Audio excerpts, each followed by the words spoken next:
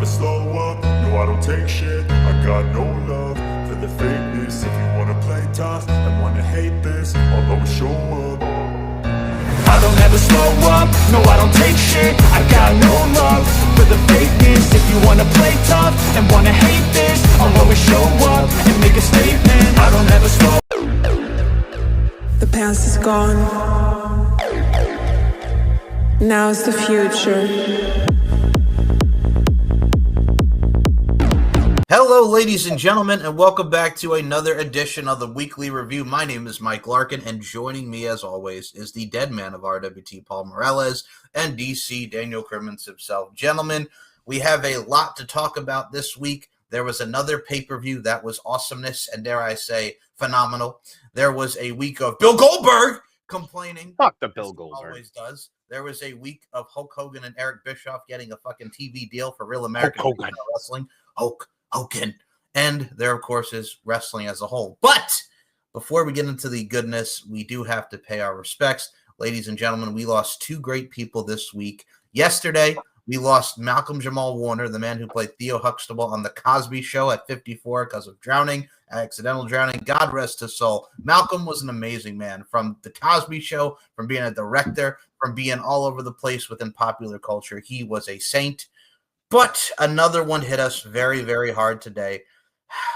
Ozzy Osbourne, the Prince of Darkness himself. All aboard the crazy train. All aboard the crazy train. And there have been a lot of people in wrestling putting out great posts about this man, from Triple H, from every fan who's been putting out I Don't Want to Stop when he performed that amazing song on SmackDown back in 2007. What I am actually going to share here with you guys on someone who posted on their Twitter feed.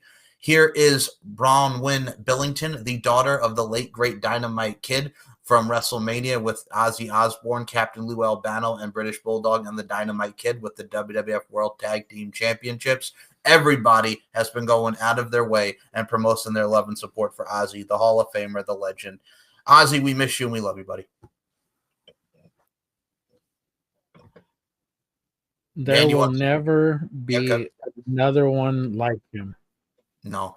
And that's just it, is that there will never be another Ozzy Osbourne. There will never be somebody to do to do what he did, to have the longevity that he did, and have so many show so much love for him as they did not just 2 weeks ago. You know, we got to see all the highlights except for that man, that dude that just left us. Look, yeah, he just gets up and he just don't want to talk to us no more. And that man sat there through about the whole fucking 8-hour show to go to see Ozzy. Mm-hmm. I mean, even watching it, like, it was sad, but I'm glad that they got to do it. I was mentioning to Dan before you came on, Paul, you kind of knew, but also even look at Michael Jackson when he titled his last tour, "This Is It." Did we think it was going to be it? But I mean, if that tour would have continued to suffice, that would have been one of the damnedest tours ever. But I mean, you look at someone like Michael Jackson was the Prince of Pop and the King of Pop. And then you have friggin' Ozzy Osbourne as the Prince of Darkness. I mean, you had two iconic figures both in their own right. Get it right, Michael. It was the Prince of fucking Darkness. Prince of fucking Darkness. Excuse me. Thank you. So for me, I was always a big Ozzy fan too growing up. I mean, a lot of us, of course, remember the Osbournes on MTV and Sharon and everything. Everything that came with that great show, putting a camera in Ozzy Osbourne's face.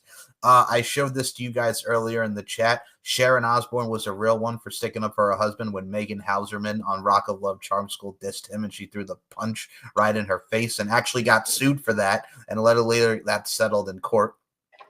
Ozzy took. Let me just say, you did not fuck with Sharon Osbourne. No, I mean, I even remember, like, even going back to Howard Stern when Ozzy took up for Sharon when the Insane Clown Posse went after Sharon because they kicked her band Cold Chamber off their tour. Like, she was a real one, man. She stuck up for Ozzy. It's great to see, like, other bands, Metallica, Korn, Elton John, Rage Against the Machine. We could talk about Elton John, what he posted. We could talk about all the major stars across every genre has pretty much today paid tribute to him, and that was and that's a beautiful thing, you know, because even like his last album, I was listening to Ozzy's Boneyard on Sirius XM this morning or this afternoon, and they were talking about his last album and how he literally had Post Malone, and he had so many other genres of music, you know, so many other pop stars and whatnot. One by the name of Travis Scott, which we will get to later. Oh god. Well, I got some shit to say on him. Well, Travis Scott, well, you know, just we'll get to him later. But what the point is that for even starting out as a metal band, for even being in Black Sabbath to going on his own and, you know, doing his own thing, it was to watch him progress from there all the way up to touching so many lives, you know, throughout the years. Like I said, I was listening to the Boneyard, Ozzy's Boneyard, and the people that were calling in crying, talking about how much they impacted their lives. And, you know, Daniel, you know. I mean, absolutely. Like, honestly, I remember when I was a kid, I mean, I'd heard of him, you know, my parents, you know, I grew up listening to what my mom and dad did, and that was more, you know, your Beatles, your Rolling Stones, you know, your 60s, early 70s stuff. And I remember hearing it was Iron Man, and there wasn't anything like that, you know, and hearing that tone and just his story.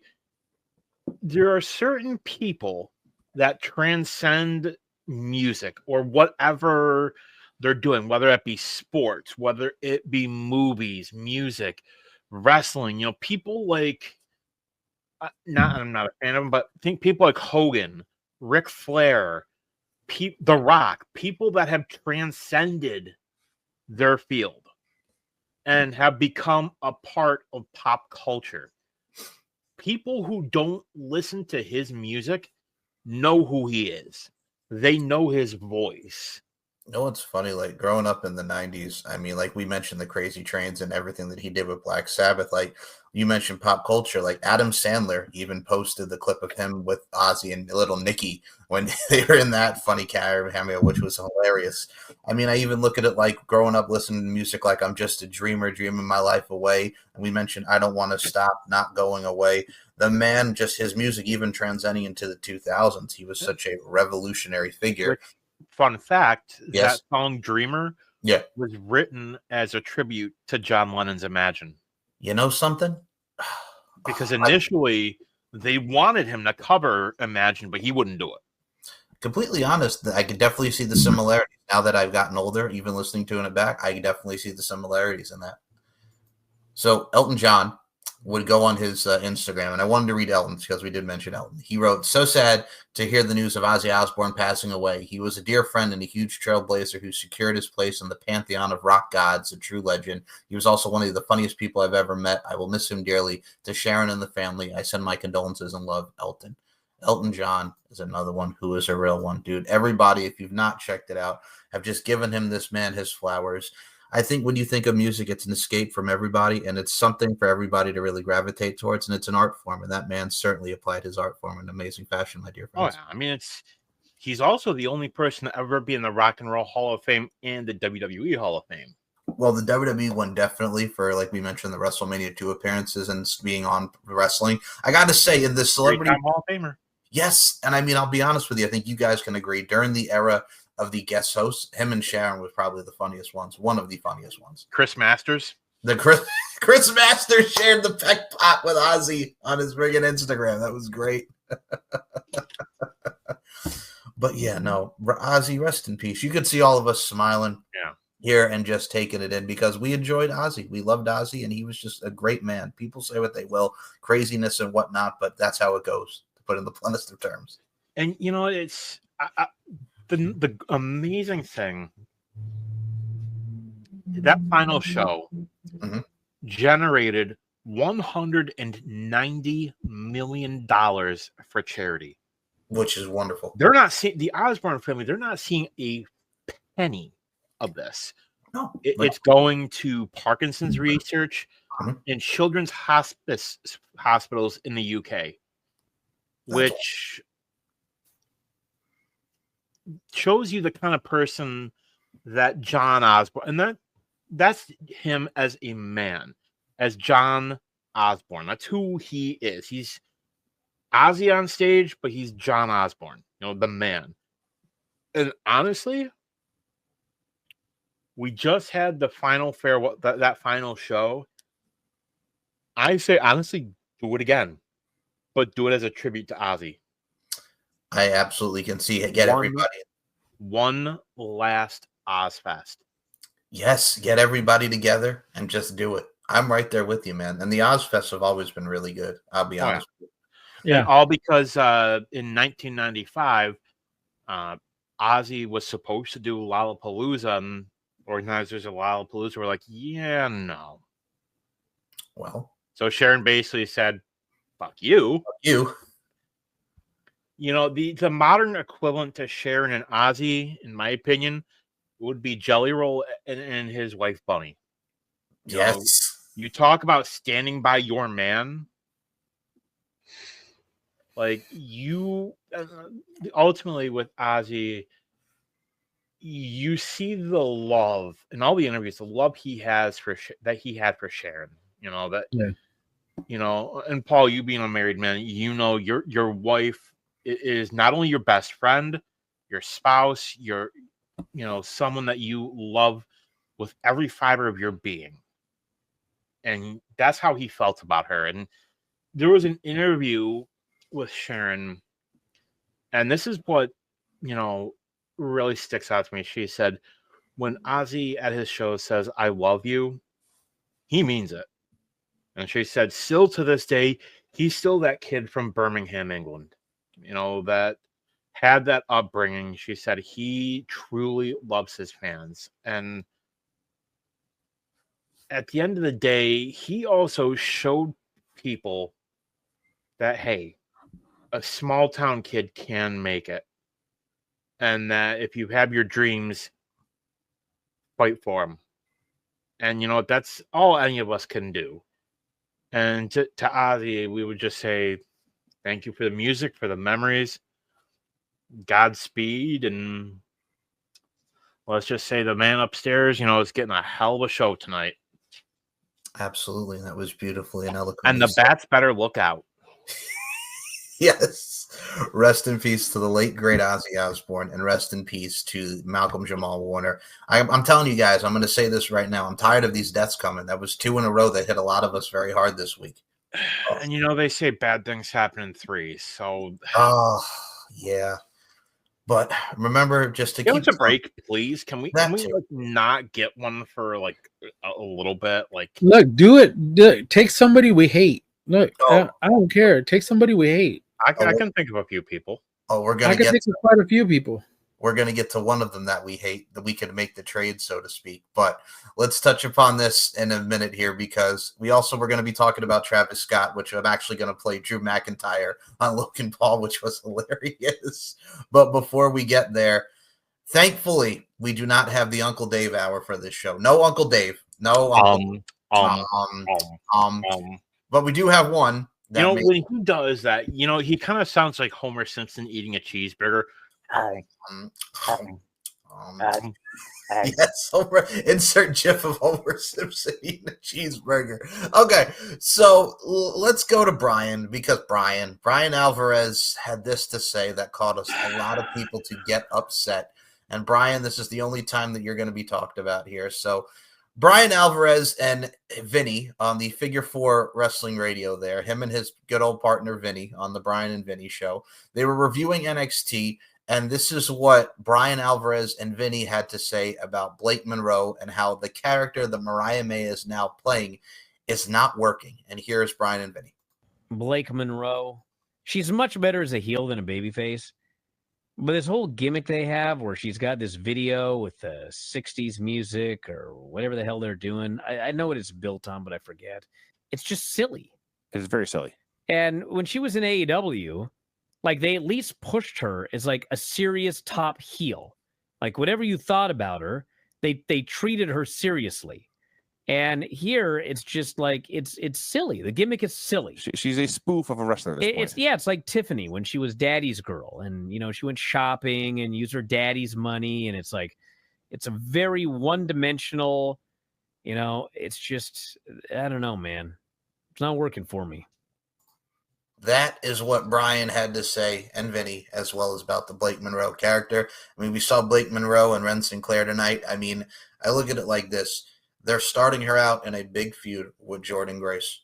Like, she is featured in one of the prominent feuds. And here's what he said about that video, how it's silly. Most of those video was just her being glamorous and just doing the whole thing. Yes, she has the glamour vibe to her. But if you notice the subtlety, after she turned on Jordan Grace, she's sitting in the tub and she has that mean face on. And then it goes back to the 60s thing. It's showing like, yes, here's this cutesy glamour. Like, I like the fashion. I like to shop. I like to be pampered, but it's like I can also kick your ass at the same time because it showed that little sinister side to it. That's the added element. And then Brian, it's like let it breathe because again they just started, but she's feuding with Jordan Grace. So shut up, Brian. Go ahead, Dan. I can see you want to. Let me say something to this fucking putz. Yeah, go ahead, bro.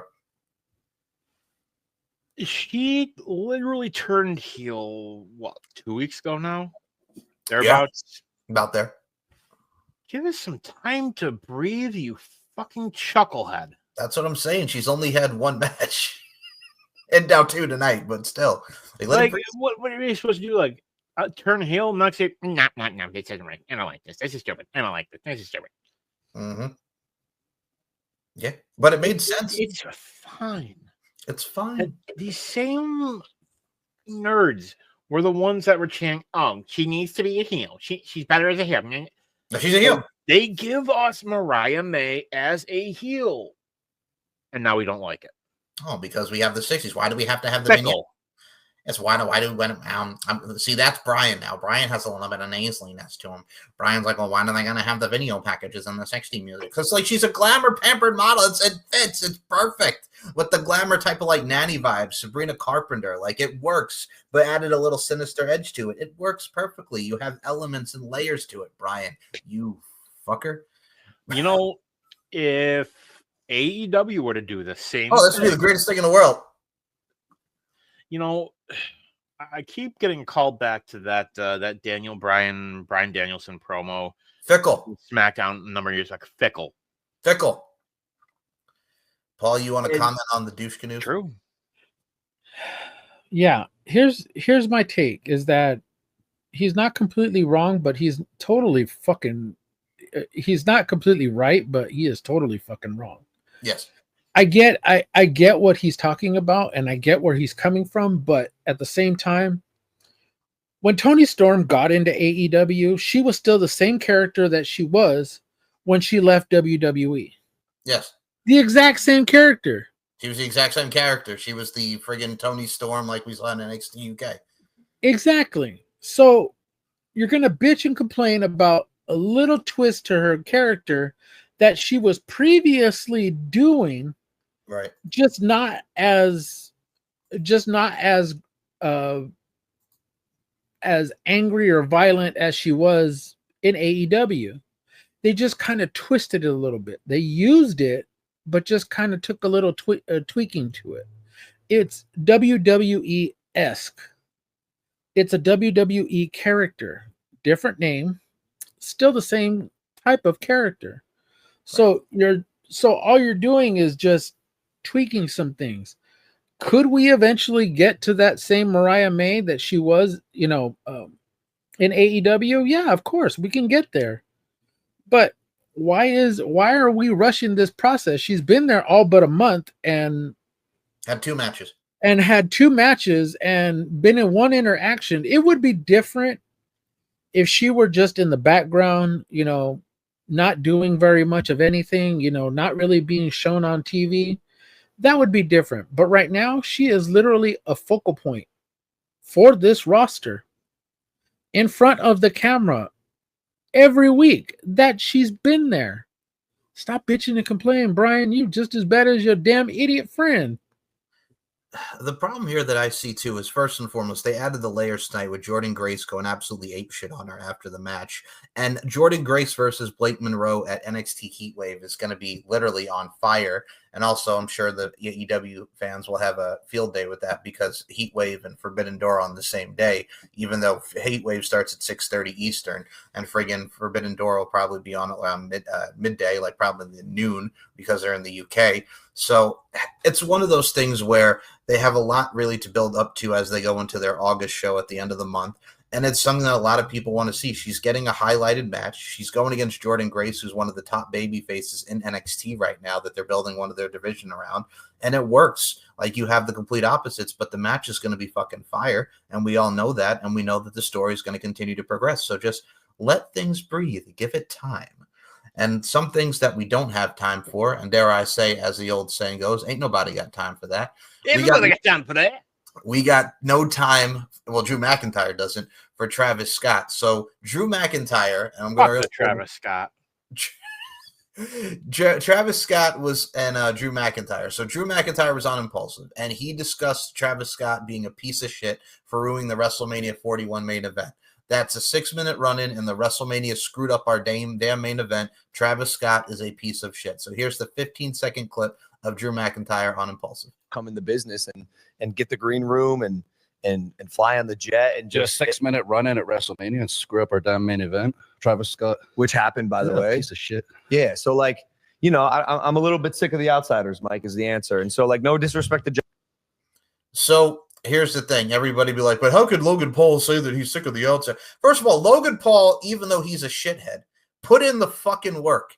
In his short time in WWE in his rookie year, that man has had high-profile matches. He's a former U.S. champion, and he worked his ass off. Friggin' bad. He messed up his damn knee when he worked with Roman Reigns in Saudi. And he continued. He finished the damn match. Yes. Bad Bunny. Do I like Logan Paul as a person? No, I do not even the slightest. Mm-hmm. Do I respect him for taking it seriously? Absolutely. I mean, the same goes for Bad Bunny. Bad Bunny with his matches with Damian Priest and him going out there. I'm going to tell you right now, Jelly Roll, watching the Jimmy Kimmel where Jelly Roll friggin' chokeslam Logan Paul through the table, that got me more invested to wanting to see RK Roll against McIntyre and Logan Paul. Like, that adds a lot more elements to that. And Jelly Roll, you hear, has been taking it seriously. He's trained with Jacob Fatu and everybody at the Performance Center. Like, he's another one. He lost all the weight that he has thus far. We mentioned it last week. I'm looking forward to Jelly Roll. And Triple H even said with Travis Scott, it's like he wasn't taking it seriously. He couldn't commit. So why am I going to use this guy if he can't commit and take this material? The other thing, I think I mentioned it before, he was supposed to be in the first DLC pack for WWE 2K25. Yes. Part of that process is you have to get scanned in, which normally they rent a trailer and they go to like a Raw or SmackDown or NXT or whatever, and that's when they do the superstars there. Now, for people that aren't normally in it, like the Legends or, DLC, they'll make appointments for wherever. They made multiple appointments for Travis Scott to do it. He no-showed every single one. That's the problem. You can't commit. And to the point where this first DLC was supposed to come out like a month and a half, 2 months ago. Yes. And they never outright said it was him, but they found him in the game files, like his name. So it was going to be him. Yes. So they had to replace him with somebody. And El Grande Americano, who, it's not Chad Gable. It's not Ludwig Kaiser. We don't know who that man is. From what I heard, and this is my sources tell me, yes, that Ludwig Kaiser has actually been, training for a marathon. Really? That's what my sources have told me. Whether that's true or not, I can neither confirm nor deny. I can confirm he is not Ludwig Kaiser. Ludwig Kaiser is not El Grande Americano, nor is El Grande Americano Chad Gable. That's a negative on both sides. Look, let's get this out of the way. Travis Scott, you're a piece of shit. Thank you, Paul. Now here's the thing. Yes. If you I don't give a shit what kind of star you are. I don't care what genre of music or what your background in television or movies or lifestyle or whatever you are. If you are given an opportunity, I Show Speed. I'll start with him. I Show Speed was at the Performance Center, was trying to train, beginning to train because him and Logan Paul decided, or Logan Paul told him, hey, look, just go down to the PC, do this, blah, blah, blah. And I'm pretty sure that's exactly how it went. Yep. It was just like, dude, go do the training, blah, blah, blah. Went down there, did the work, put in the work. Yeah, he had a couple little incidents, the one with Braun, with Braun Breaker, literally breaking him in half. My point being is that you have an opportunity to work with one of the biggest wrestling companies in the world. You take advantage of it because you have no idea how big your brand can, elevate with them being part of it, with their backing. I mean, if we were us three, if we were featured on there like Denise has, Conman has, Alex Queen of the Ring, all those people that we see, all those content creators that we see who do their reactions to everything. If we were featured on there, you know how many people we would have on here? Right. We would have hundreds, if not thousands, if not hundreds of thousands of people wanting to watch us. But that is what you do. You get your brand out there for other people to see. And he didn't take advantage of it. And obviously, he didn't make the time to do it. So why should WWE want to fucking have him there? Exactly. I sure as hell wouldn't want him on the show. If we had him on our show, I'd be like, man, why is this fool not showing up? Why is he not answering our messages? And be like, you know what? Fuck him. Get on. Well, so Travis Scott, fuck you. That's the thing too. If I'll give you an example. Sorry, Mom. No. Sorry, Mom. That's the thing too. If like you and I were out there doing what like Sean Ross Sapp does, and we're interviewing these people, like we want to use that fucking Dodgers Cup, Paul. Really? I saw that Dodgers Cup. Yeah.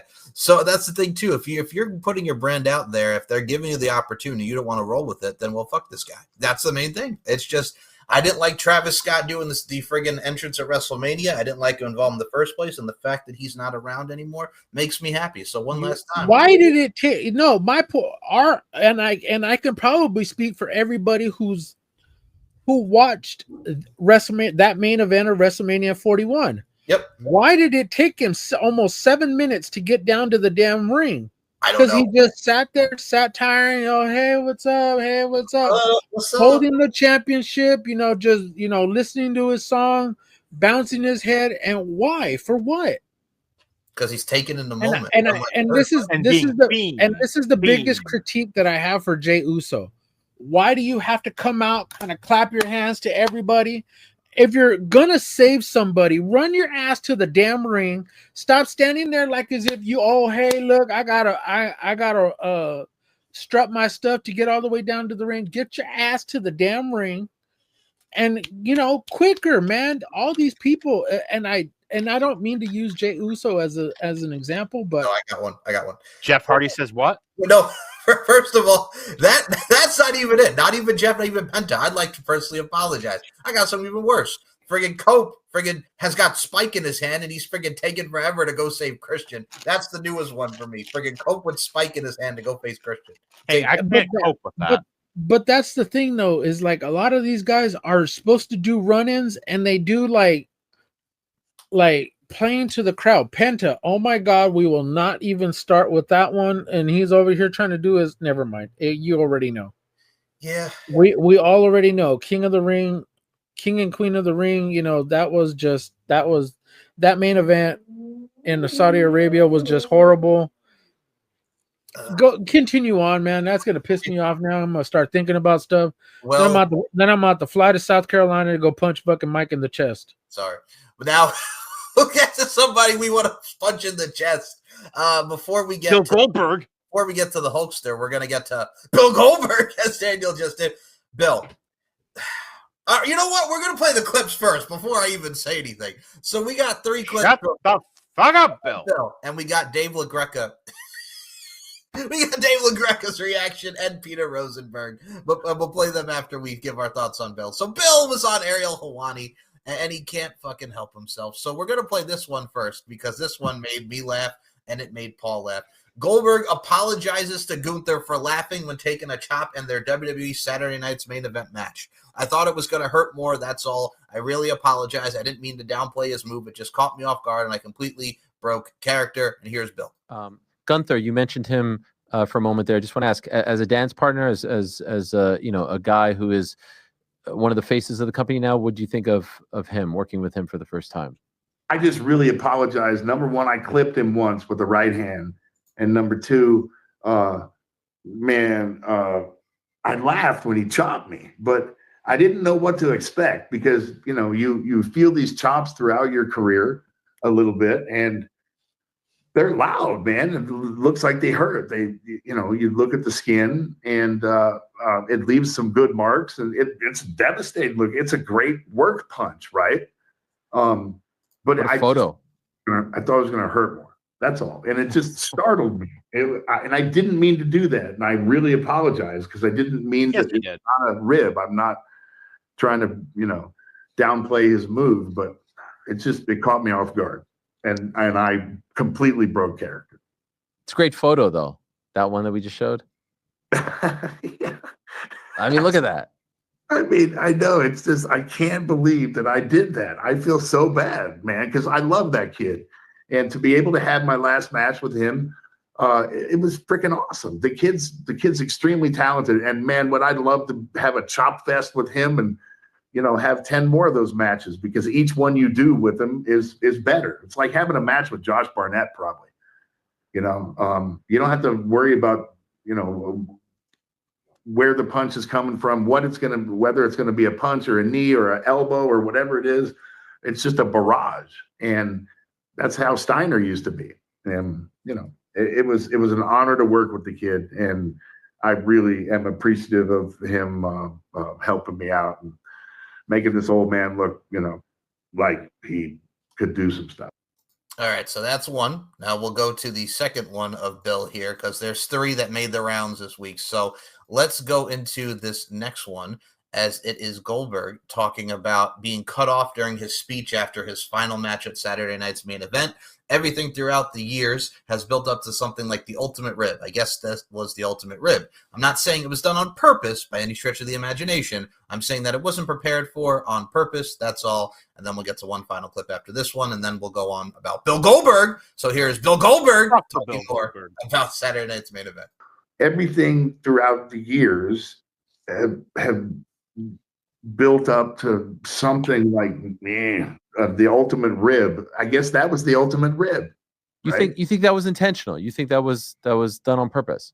I don't know. I'm not saying it was done on purpose by any stretch of imagination. I'm saying that it wasn't prepared for on purpose. Mm-hmm. That's all. So they wouldn't do that to Taker, right? I don't think they wouldn't. They're not going to do that to Cena. Cena's going around the world doing his retirement thing. Mine was just the World Heavyweight Championship match. And to be honest with you, I'm going to catch hell for. I don't care. It was a World Heavyweight. Dude, I had World Heavyweight matches all the time. That doesn't do anything for me. It does, but make it different than just an angle. At least at the end, do something, say something. I don't know. It just felt a little for me. That's all. That's it. And like I said, man, I'm not here to bitch and moan because I don't do that. And I'm not complaining by any stretch of the imagination. You asked me a question and I'm answering. Yes, sir. Okay. And I can see their faces. We got one more. I'm looking at your faces. It's the same face I just made. We got one more. And then we'll play the others. All right, let's go. Come on. All right, here's Bill saying he was pissed off at the way he went out. Let's just say I'm pissed off at the way I went out. I put so much into it, and I don't feel as though the effort was reciprocated to put a stamp on what I've accomplished. Here we go. Can I ask and perhaps shoot straight with you? Bill, it feels like you're battling like mixed emotions here about everything. That it's something that you're not quite sure how to feel about in the immediate aftermath. Is that accurate? Let's just say I'm pissed off at the way I went out. I mean, because I put so much into it, and I don't feel as though the effort was reciprocated to put a stamp on, what I accomplished. I'm not going to say that I'm not ecstatic about the opportunity that I got, but I was a WCW guy, man. I was. I don't know, man. I don't know. I think it could have been done a little bit differently. That's all. And I'm happy with my performance. I'm happy with, the setting. But could it have been better? Absolutely. It can always be better. And I know you mentioned this 2-week thing, but I'd be remiss if I don't ask what specifically could have been done differently. Could you tell us that? Well, there's about 100 things. I mean, I did 3 interviews beforehand. Ariel, I did 3, right? In 6 months. It's just, they cut me off 30 seconds into my speech, bro. I mean, you don't do that. But, it's all good. It's all good. Do you think that was their call or the network's call? I think it doesn't matter because it's live television and you can plan for it. Mm-hmm. That's all. So, and I know it is what it is, and the match might have gone long, and this and that, and whatever it is. But I just think that it could have been a little classier prepared than it was, and I'll just say, and that's a mild understatement. Yeah, man, come on, man. By the way, did they know that you were going to speak afterwards? Was that part of the plan? Oh yeah, 100%. Okay. Bill, God damn it! Go ahead, Dan. Then I'll go. Dan, go ahead. I see it. You're about to burst. Go ahead. The redundant, the stupidity. It's live TV, and you can plan for it. What? For one, no. You were running short on time, and the network made the call. No. And to have to just say, well, it is what it is. Saying, oh, you knew how Gunther worked. Yeah, you knew how important those chops were to his character. You went into business for yourself. That much is very clear. You had the match was what, 15 minutes? 15 minutes, yep. One of the longest matches he's had in WWE in his WWE career. They didn't even have to give you this match. No. They could have given that match to somebody else. They could have given that match to Jey Uso, Jimmy Uso. They could have given that to anybody. They gave it to you in Atlanta. You're adopted. They brought in Ernest Miller. They brought in Doug Dillinger. They brought in Chuck Zito. Josh Barnett. They brought in your friends. Yep. And not only that, once they saw what had happened, here's what they did. They uploaded it on YouTube the next morning. It's on their socials, yep. And here's the thing. He's never happy. Like, it's never enough for him. And you know what? The rumors saying, maybe he's going to go. You know what? Go to AEW. Tony Khan. Do you really think it's going to be any different there? You think Tony Khan's going to give you a half-hour fucking match? No. I'll pay you. Not even that.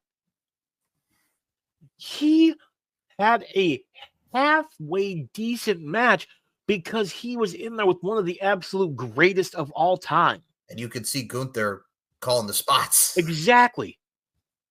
Let's look at his last couple matches before. Okay. Roman. Yep. Drew. Decent because it was Drew. Yep. You damn near dropped Bray Wyatt on his head. You dropped the Undertaker. You almost paralyzed the Undertaker. And Yep. to compare yourself to the Undertaker, to Cena, really? You are going to compare yourself to a guy who had been wrestling in the WWE since 1990, who had opportunities to leave and go to WCW and turn it down? You're going to compare yourself to a guy that gave everything to WWE, who, when it came time at WrestleMania 30, didn't politic, didn't say to Vince, just didn't say, you know what, no, I'm not losing to Brock. Did what was right by the business and lost the match. Mm-hmm. You're going to compare yourself to him? Bill, get a fucking clue. You are not in the same league as Undertaker. You are not in the same league as Cena. Cena has someone that has given everything to this business for 23 years that we love. Boo him, love him. Cena has given everybody everything. Mm-hmm. And you're mad that you got what you got? Dude, you're nearly 60. Yep. There were spots that shot should have gone to somebody else, somebody like a Carmelo Hayes, Braun Breaker, Bronson Reed. I mean, Finn Balor. You mentioned the jackhammer. Even if you look at how Goldberg gave him the jackhammer, he gave Gunther the jackhammer on his side. He didn't even go all the way through with it. Like, can't do it. Don't do the jackhammer anymore, Bill. Jeez. So I will say this. Does he understand that they have? I know one person happy with how that his farewell speech got cut off. Bret Hart. Bret Hart. We'll get to Pete Goldberg. We'll get to Pete Rosenberg, and we'll get to who was the other one? Dave LaGreca in a second. Dave LaGreca. Yeah, I got to mention this before I get to Paul. So first of all, LA Knight, they had to call the audible because Seth Rollins got hurt, and then they had to stall time because that match was supposed to go a bit longer than it was. And unfortunately, Seth got hurt, so they stalled. They did the entrance, and then they went, and they ran out of time. That was what the time that they got. Like Dan mentioned, they gave the rest of the speech on their YouTube channel, had great impressions on Twitter and Instagram and everything. It worked perfectly on that side. They gave you a match in your adopted hometown of Atlanta, Georgia, where you beat Hulk Hogan for the WCW World Championship and that anniversary of it. Hulk Hogan. And we got to see you get your shot. Even though it was a few weeks, you got interview time. You got to punch Goldberg in the face. You got what you got at Bad Blood. They literally gave this to you to shut you up, to put in the bluntest of terms, because you had been complaining because Vince was no longer there that you were going to get a retirement match. They gave you it. They said, here, Bill. Now go away, Bill. And that's what it was. That's literally what it was. But you're not satisfied. And pretty much I'm thinking he's going to go to AEW because Tony's going to want to call him. And I'm going to think he's going to have one match there. And his last match is going to be with Chris Jericho because Tony is a WCW mark, even though he hates Eric Bischoff. And we never got Goldberg versus Jericho on a pay-per-view in WCW, but we're going to get it in AEW. So fuck the bill. The sickos are going to fucking love it. Oh my God, we're going to get Goldberg and Jericho. Ah! So anyway, fuck you, Bill. Fuck your complaining and whining ass. And Bret Hart was right. Bill Goldberg. And with that being said, before we play Pete Rosenberg. No, I don't like Bill Goldberg. I don't. Is that the Canadian Bret Hart? I like that. So with that being said, take it away, Paul. I will be right back. Go. Okay, so okay, part of me wants to believe, okay, he isn't really wrong, or he isn't really right, but damn, he is so fucking wrong. Bill is so far wrong. I mean, it was horrible. Yeah, it was. Horrible to the point to where we collectively, and I'm saying we collectively as a lot of wrestling fans just didn't care for all the gibberish.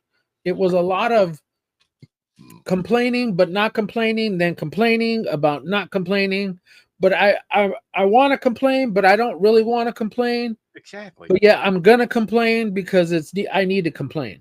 It's like, when someone says, well, I don't mean to complain, but yes, you do. When you say that, immediately you're complaining. like that clip from the Ariel Helwani show he did, like the self-righteousness that he had, like again, like I said, you're comparing yourself to the Undertaker. Fuck off. Seriously. And let's let bygones be bygones, because you know what, if Vince were there, okay, let's say Vince was there and this happened under Vince, would he still have that same reaction? Of course he would, because it would give him something to bitch and complain about.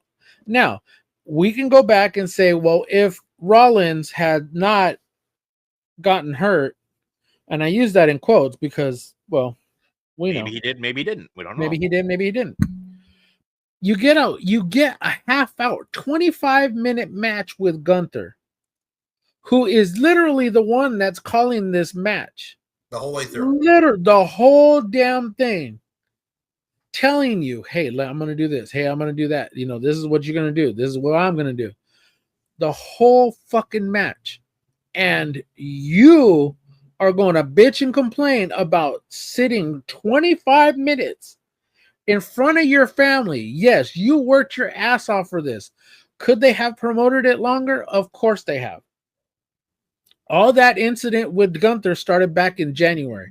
Could they have, and they knew that they were going to be in Atlanta for Saturday night's main event. Could they have promoted it? Yes. Could they have announced it? Said, yes, this is going to happen? Yes, they could have announced it. Did it need to be for the World Heavyweight Championship? We already debated this, and we all said, hell to the fuck no, it shouldn't have been for the World Heavyweight Championship. It didn't need to be because it wasn't necessary. You, as you just stated, oh yeah, well, I've wrestled for world championships before. I was kind of surprised that it was for the championship. Hey, you were as surprised as the rest of us. Mm-hmm. But I am so fucking sick and tired of this asshole trying to act like he's fucking high and mighty, like his shit don't fucking stink, like he's the best fucking thing in the world when you're not. You know, I'd like to add on to that. You know, he commented on the whole Bray Wyatt thing, saying, well, when I went over to Saudi, I was under the impression that I was losing. Then he won. Why didn't you insist on it then? Exactly. He knew he was going to lose, and he knew he should be losing, but he did what Vince wanted, and he did the job. Why didn't you say, hey, Vince, I appreciate it, but this isn't the right call? No, but he went with it. Undertaker has done it. He did that with many of people. There were people at Taker, it's like, no, this isn't the right call. Cena, when Cena worked with Solo, he was supposed to beat him. And then he got squashed. But Cena's like, no, none of this isn't the right call. The Shield. I'll even make an example with the Shield, because if you remember, like their first 3 pay-per-views in, they were supposed to wrestle Cena, Ryback, and Sheamus, and Cena, Ryback, and Sheamus were going to go over, and the Shield was pissed. It's like, wait a minute, we've only been on pay-per-view twice, and you want us to lose already? And Vince, and they complained to Vince, and they pretty much said, hey, this is not the right call, until Vince finally listened, and they changed the finish, and Shield won. Like, you could do it. You could, Bill. You could push it a little bit harder. Yeah, but you know what? You're not you. And I'll say the exact same thing DC did. He went into business for himself. Mm-hmm. This was his show. This was his moment.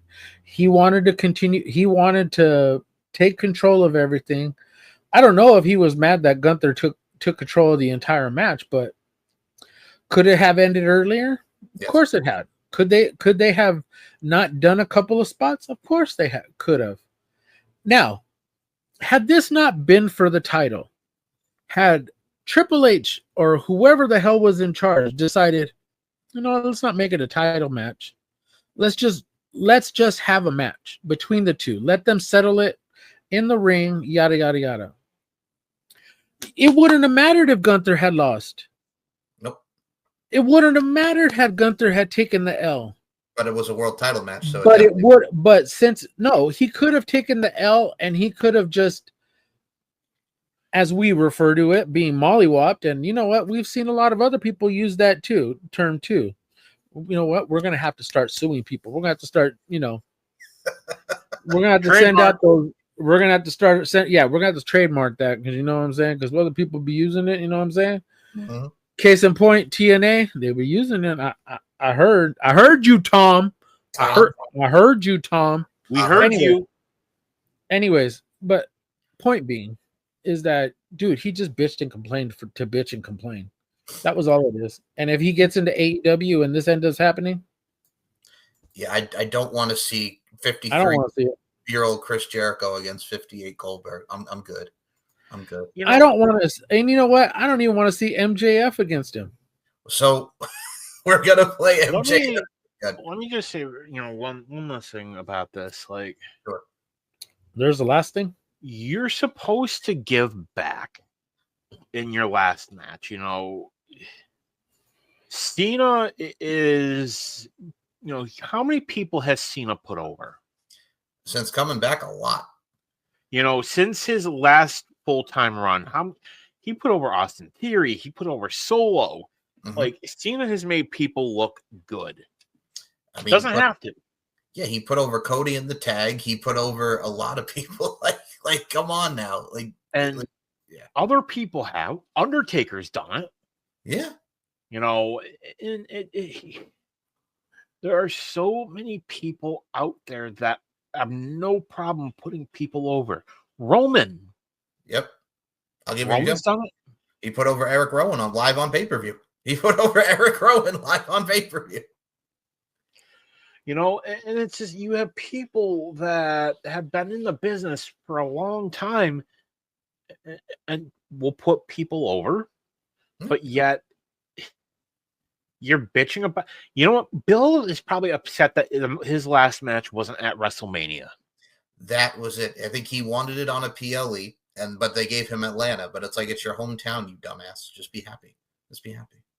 But it would have been a little different. And I get where he's coming from as far as like wanting to have one of those like blowout matches. The Undertaker's last match was a cinematic match during COVID era. Yep. So please do not compare yourself to what Undertaker did. Exactly. He had an excellent staged match with AJ Styles, one of the fucking best in this business. Exactly. You end up in a fucking match with one of the best fucking pure wrestlers in this business. And you're pure wrestlers, not some fucking jobber, not some dude that has like 3 or 4 fucking moves. No, a pure fucking wrestler. And you're bitching and complaining that you couldn't get one final fucking match. Dude, fuck you. And as far as Taker even said that when they were taking a break during the Boneyard, he knew he was done. He knew he couldn't go anymore. Could the argument have been made that Taker should have retired before he did? Yes, absolutely. He has even admitted it. He's even said, hey, I probably stayed a bit longer than I should have. But the point is, he never bitched. No. He had a send-off. He had his last match that was was taped. But he still created magic. Yeah, it was one of the best. Shawn Michaels didn't get a huge send-off. No. Triple H never did. I mean, with Shawn Michaels, when he retired in 2010, he did like the whole thing in front of his hometown the next night, and it was good. And they did the old shot, Shawn Michaels has left the building. Yes, and it was wonderful. That was a great send-off. Ric Flair had a great send-off, and then Ric Flair decided to go to TNA, and then of course, after TNA, he decided to go. That one last at 108, he decided to do some tag team match. But anyways, we won't go there. But his last WWE match, yes, it was a great send-off. Yes, he got to be in the ring with one of the greats himself, and Shawn Michaels had a great send-off the following night on Raw. Maybe that's what he was looking for. Maybe he thought maybe we can have a celebration on Monday Night Raw. And if it were Vince, yeah, he would probably do that for you. But considering that a couple of days later you do this shit, fuck you. Hey, you know what? I got a better idea. See that guy right there that you're gonna play right now? Yep. Let's play him and listen to the bullshit that fucking Dave LaGreca's got to say, because I 100% agree with him. So we got 2 clips from LaGreca and Peter Rosenberg here. They're not gonna play Tommy Ball, are they? No. No. So here is Dave LaGreca with Tommy Dreamer talking about Goldberg. He goes, so in principle, it's my last match, but it's wrestling. You never know. Really? I was complaining about 3 years ago. He said, not only are you're next, you're last. And then three years later, he's in the ring in Atlanta. He's still leaving a slither of the door open that there could be a comeback for Goldberg. Can he just say, that's it, I'm done? That was my last match. Best case scenario, I'm going out. That's how I wanted to go out. I'm done. He had to do that. Well, in principle, yes, but what? There is no but. You're done. You're done. You're done.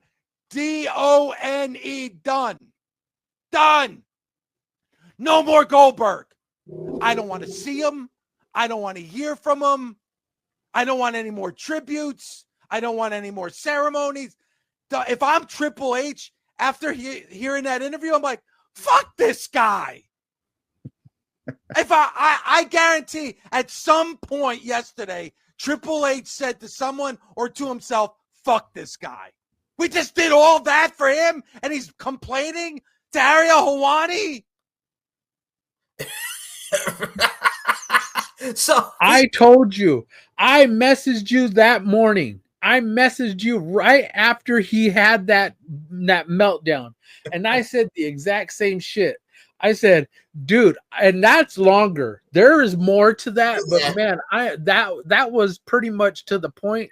But my God, Dave LaGreca, I fucking love you for that. See the additional clip from Helwani where Goldberg mentioned that they offered Goldberg's son a NIL deal. Yeah, the next in line. Goldberg's like, yeah, I killed it. That's the problem. He's going to hurt his son's chances at ever going to the WWE. Okay, let's run with this. All right. Braun Breaker. Yes. Had he at one point in time had Rick Steiner actually looked at the paperwork and said, you know what, that's undervalues my son. Where the fuck is Braun Breaker right now? WWE. And what is he in? A major storyline. And what did he do? He went to NXT. He ended up an NXT champion. He not only ended up an NXT champion, twice. But he not only an NXT champion, he was an NXT tag team champion. And now he's on the main roster. Yep. And now he will eventually he was an Intercontinental champion. Twice. So tell me, at what point in time are you going to fuck up your son's fucking legacy all because you think, well, he's undervalued because he's my son? Go talk to Rick Steiner. Go talk. Who was Have there? A conversation. Who was there? You just mentioned Scott Steiner's name. Hey, guess what? Scott Steiner also has a kid too. Yep. Guess where the fuck he's going? WWE. Because he signed an NIL deal. Yep. And the other aspect, good job fucking up your son's Goldberg probably wants his son to go right to the main roster and into world title feud. No. And look at, does his son have look like he could be something? Yeah. Yes. But look what NXT did for Braun Breaker. For the 2 years he was down there, wonders. And now he's working with arguably one of the greatest minds in wrestling history. And he's going into a feud with Roman Did you Reigns. see that thing on Raw? That segment with him, with Bronson, with Paul, and Roman Reigns? Yeah. It was epic. Like, they put him in there, the two big dogs, quote unquote. Like, Braun's over with the crowd. He cuts the great promo with Roman. He's working with them together. I saw some people thought his promo with Roman sucked, and I'm like, y'all can like kiss my ass, because like that was where they're starting with this. Roman is, Braun is delusional. He's not gonna. No, Paul Heyman wouldn't turn on me. You know what I'm saying? And they're building that stable. They're building Roman and Jay to go against Braun Breaker and Bronson Reed at SummerSlam. Like, he is in one of the top programs, and it's really good to see this hard work paying off. Friggin' Trick Williams had the Undertaker tonight. He took a choke slam from the Undertaker, and he's working in there with the Undertaker, TNA champion, and we'll get to TNA in a short while here. But Trick Williams just worked with the Undertaker. Braun Breaker got choke slammed by the Undertaker. He's in there with big names. Your son could be in there with big names, but you had to friggin' piss it away. Your son got a spotlight in your match where he got into it with Gunther, and they had the whole thing there. So, Bill, stop fucking talking, number one, and number two, stop fucking it up for everybody. Shut the fuck up, Bill. So we'll play Peter Rosenberg, and then we're going to play LaGreca and MJF, and then we'll get to Sean Ross Sapp and Slammiversary and the Hulk Hogan. So here's Peter Rosenberg talking about Bill Goldberg and what he said on Ariel Helwani. Before my wife gets back and yells at me for doing this on vacation. Listen, Bill Goldberg, as a Jewish guy who's in wrestling and loves wrestling myself, obviously I appreciate his contributions. I cannot believe the complaints about his send-off. Have you guys ever noticed that the people who are the most overbooked, the most over-celebrated are always the ones who complain? The man got a 15-minute match. It should have been a squash. Let's be honest. He should have gotten Goldberg. He should have been speared and taken out. The man's pushing 60 years old, hasn't looked good in the ring. Some would say ever, but certainly not in the last few years. Got to have a 15-minute match, a battle with the world champion, and get a few words live on television, and complains about his mic getting cut off. First of all, people, watch the product. NBC goes when the show ends every single time. They do not wait. The NBC, this is network TV. It's not USA. It's not Netflix. It's NBC. They go when they go. He still got in a nice little moment and got to be celebrated on. Do you know how many people better than Goldberg their send-off was, we wish them the best in their future endeavors? All right? Do you know how many? Did this guy get to stand in the ring on national television and have a send-off? You should be thanking your lucky stars for the money you've made and the appreciation you've gotten, which many don't even feel is fully deserved. To complain, I'm so disappointed. Amen. So amen. I just saw this, and I want to read it and get your guys' reaction to this. Yeah. So, speaking with Bill Apter for WrestleBinge, he actually interviewed Gage, Goldberg's son, and Gage said, and I quote, "I don't see it as a WWE standpoint. I see it as an NBC standpoint. NBC has a specific time they can show WWE, and a specific time they're going to show the news. They're not going to screw up the news for WWE because they have to keep their contracts going and everything." That's his son saying that. Yes. I think the reason he's saying that is because, let's be real here, I think Gage wants to go to WWE. I agree. And I think he's probably thinking, he probably saw that interview and he's probably like, Dad, ugh. We've all had those moments where our dads have said things where we really wish they wouldn't have said it. We've all been there, Dad, I love you, Pop, but we've all had our dads have said things that, you think, oh, why did you say that? Yep. No. Why? Yep. And it's I think Gage realizes that. Do I think they probably had a conversation? Gage and his dad probably were like, Dad, you're fucking it up. You're fucking this up. You're fucking this up. Okay, real quick story. Yeah. I played Little League baseball. Okay. I remember my dad walking out there and he was telling just before the our coach did the lineups, and he was telling them, hey, my son's been in the freaking batting cages. He's been hitting the balls off the tee. He's been doing this. He's been doing that. Give him an opportunity, yada, yada, yada. And I'm sitting there and I'm looking at him, and he's saying it loud enough so not only does the coach hear it, but the parents hear it. And I'm just like, I'm standing there and I'm looking at my friends and I'm like, I spent an hour in the batting cage at it's golf and stuff. Well, and they were like, so did you do okay? And I said, I did okay. I said, and then my dad was sitting there and he goes, yeah, Mio, he goes, he's going to put you in the lineup. And I'm like sitting there, I'm like, I'm like, why? They're Why? gonna be expecting me to do things now. And now you're gonna expect my 8-year-old me to all of a sudden just not be out there, and all of a sudden like I'm supposed to be Barry Bonds, and I'm out there trying to hit all these home runs. Relax, Dad. I'm okay. I'm just okay.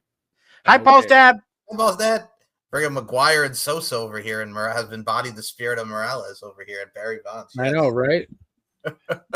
So here is the other two that we're going to play. But as a side note, since you told the quick story, we've all been there with our fathers. Papa Lark is guilty of that. It's like when I'm in the guidance counselor's office and we're talking about stuff for college. I don't need you to go on a 20-minute rant about the fact that you graduated from Hofstra. Love you, Dad. Sorry. But I mean, look at it from Hi, Mike's dad. you gotta understand.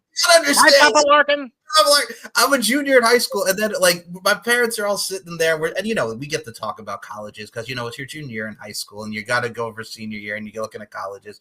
My dad literally had to start talking about how when I graduated from Hofstra, and I'm like, Dad, it's not about you, it's about me, you son of a bitch. And I love you, Dad, but damn it, it's not about you, Dad, it's about me. So basically, what you're saying, he was Larkberg. No, I'm not even gonna. No, don't even do that. No, that is sacrilege. I'm not calling him Larkberg. No, but he does. I had to. I'm not even. Don't even do that. That's horrible, Dad. I'm sorry, but no, I love you, but that was horrible. So, as you mentioned, quick story. As we both told our stories, Paul, about our dads.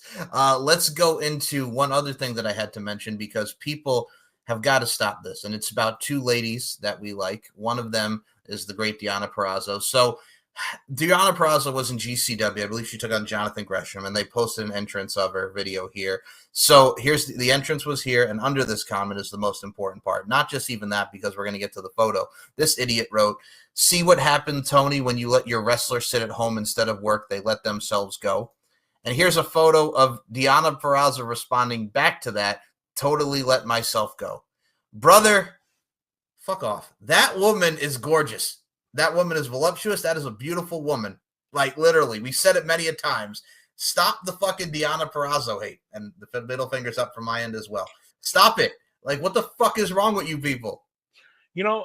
I certainly hope whoever said that doesn't have any daughters, doesn't have any sisters. Yeah.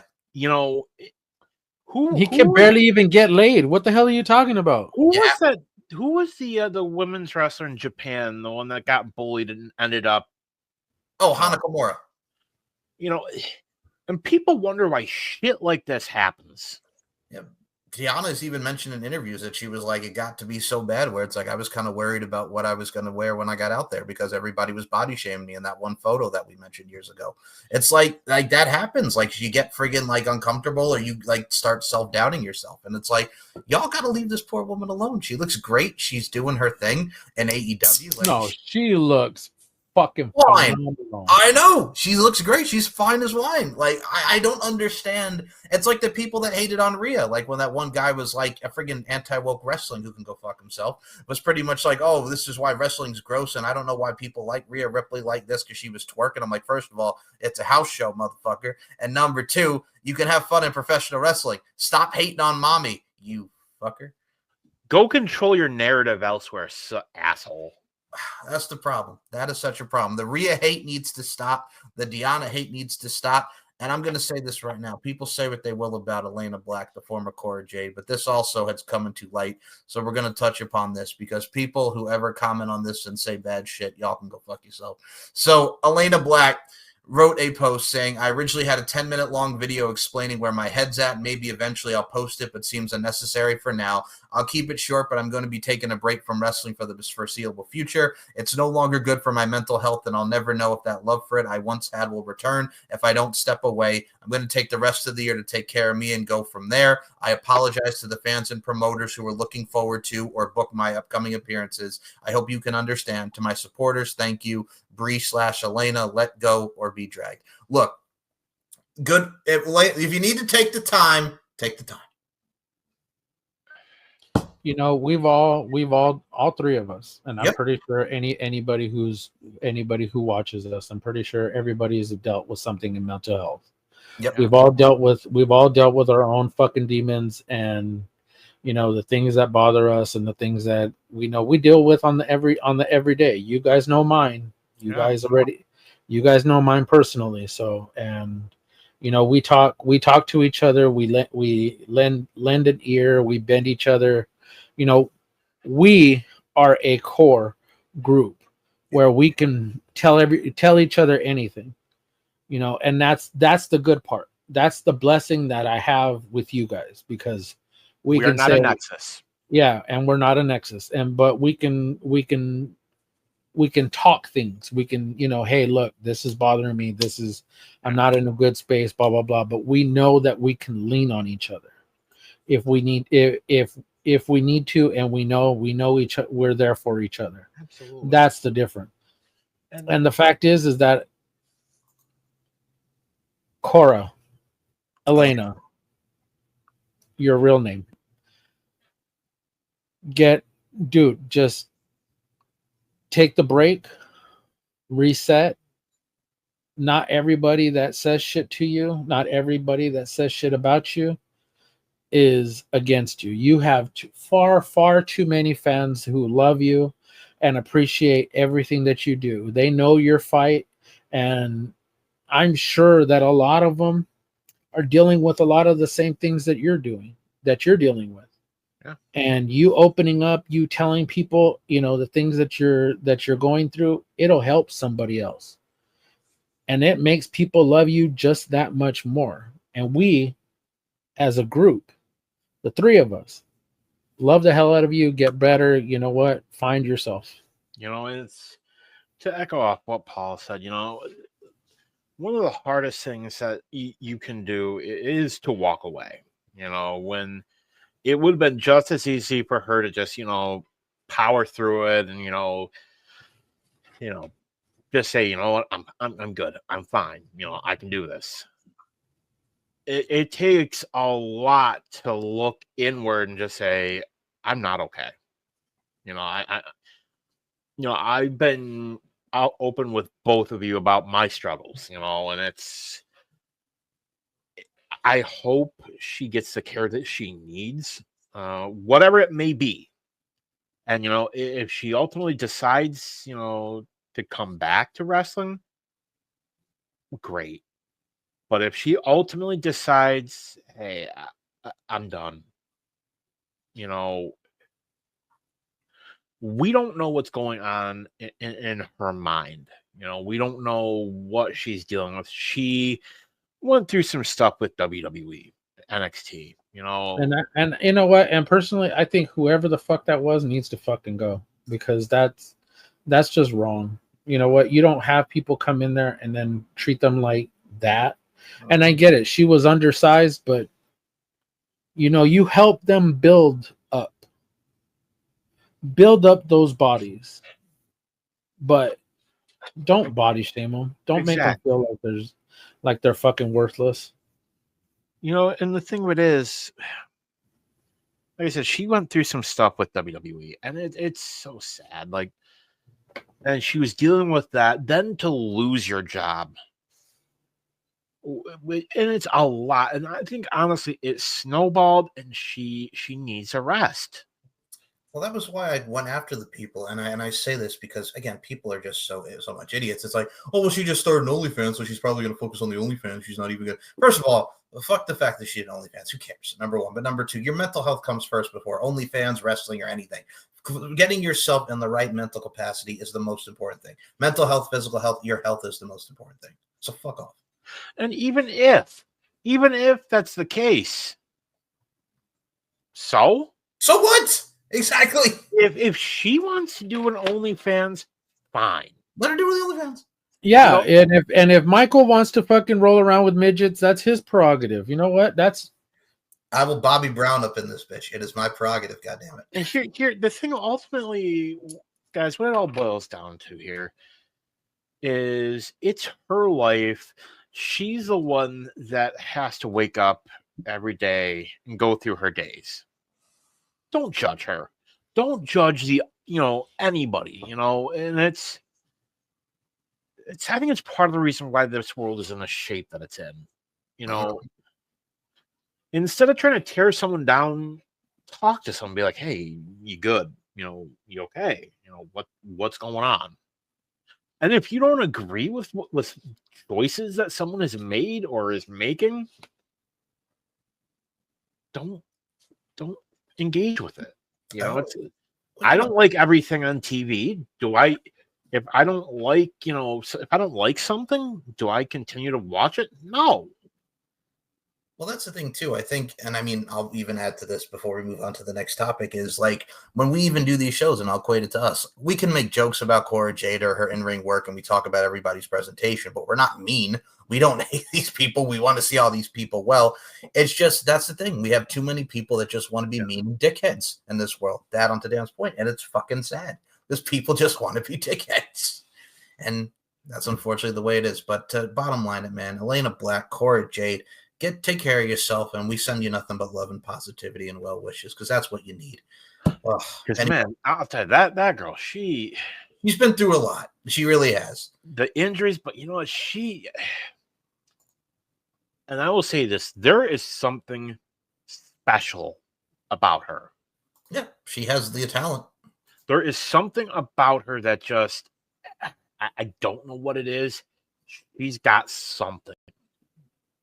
And I really wish that there were a lot of, I really wish WWE, and yeah, I know some of it has to do with the injuries, and I'm pretty sure that's almost the same thing with like Tegan Knox is like, I know that she had a lot of injuries, but still at the same time, she's still an excellent worker. She still will go out there and give you her all, to put everything on the line, for the company and, to prove to everybody she belongs there. And I agree with you guys. You know what? She just needs to go relax, go do what she needs to do, find herself, find whatever she needs to find, but take the time for her own mental health, because we all take our time.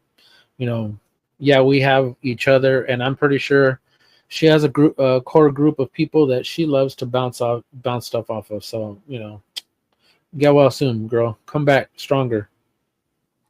So, speaking of strong feeling, I like that. I like your little flex in there. Okay. So we have Dave LaGreca is back for us. We're going to talk about MJF and Goldberg. We're going to listen to that and Sean Ross Sapp about Roman Reigns, and then we'll get into the Hulkster, and then we'll get into the Hulk Hogan. Fuck the Hulk Hogan, the Slammiversary to close it out. So here, as to go on to the other point of Goldberg, here's MJF talking about Goldberg and AEW. Topic on the show the last week, and it kind of ties in with Seth Rollins. Unfortunately, injuries can happen at any time. Seth Rollins gets injured, and you never want to see that. That sucks. Horrible. And you had that final match with Goldberg. A lot of fans are thinking about AEW should sign Goldberg. If Goldberg had problems with the way he got sent off on Saturday Night's stop main you right event. there. Have you seen me on Rosie O'Donnell as a child? Yes. Do you remember the two names of my No favorite way. pro wrestlers when I was a kid that I stated when I was a very young, small 5-year-old boy? Was it The Rock and Goldberg? It was. If Goldberg wants some, I'm right here. But I will embarrass him. I will demolish him. I will snap, crack, and pop every single tendon, ligament, and bone in his stupid, old, musty body. You know who's next? Nobody. I'd be last. Capiche? Yes. So if he wants a proper send-off, he should be facing a generational talent. I'm right here if he's interested. But A, I'm going to need to pay a lot of money if you want to see that match. And B, I would imagine he doesn't come cheap either. So a lot of stars have to align for that to happen. Do you think AEW fans honestly would like to see that match? I think AEW fans would like to see me do anything. AEW fans would like if I pulled my trunks down and took a big fat dump in the middle of the ring. I'm the greatest who's ever lived. As far as MJF versus Goldberg specifically, I mean, that's a huge marquee match in any era. I think there are a lot of wrestling fans that feel that I would have fit in that era a great deal, especially when you think of the people and mic workers of the time. Goldberg, a bumbling idiot, not a great talker, but an incredible, intense megastar. That I cannot take away from him. And yeah, I mean, I think that's a huge box office match. Big time. Okay. Yeah. MJF is just awesome. I don't want to see the match, but hey, man, at that talking I don't point, want to see the match either because I really did. I really don't. I love MJF, but that is not a match that I would love to fucking see. No. But Tony will be, I'll pay you. Come on over, Bill. I'm sorry you had to deal with those bald assholes. Yeah, because that's what they're gonna say. That's what Tony's gonna say. Come on, Bill. Come on over. Come on over, baby. So let's go. No. Well, come on, man. Relax, Christina Aguilera. Thank you.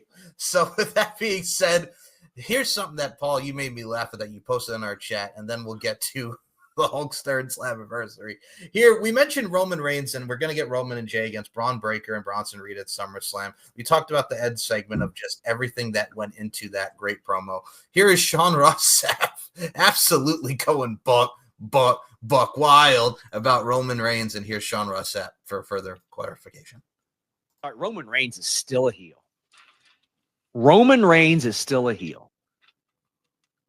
He is the Roman Reigns character is still a liar. He's still manipulative. He is a gaslighting dickhead. What? Roman Reigns, the last time we saw him, but just because he went out and yeet, oh, he's a babyface now. Huh? What are we talking about? That's all it takes? This guy's an asshole. He took advantage of Paul. He said Paul Heyman never helped him. He said Solo helped me. Usos helped me. Even Sammy helped me, but you never helped me. What? I don't even got to fact check it. I know it's a lie. But if somebody wants to fact check it and bring up a time that Paul Heyman interfered in a Roman Reigns match, please do. But I already know he's lying. So he lied about that.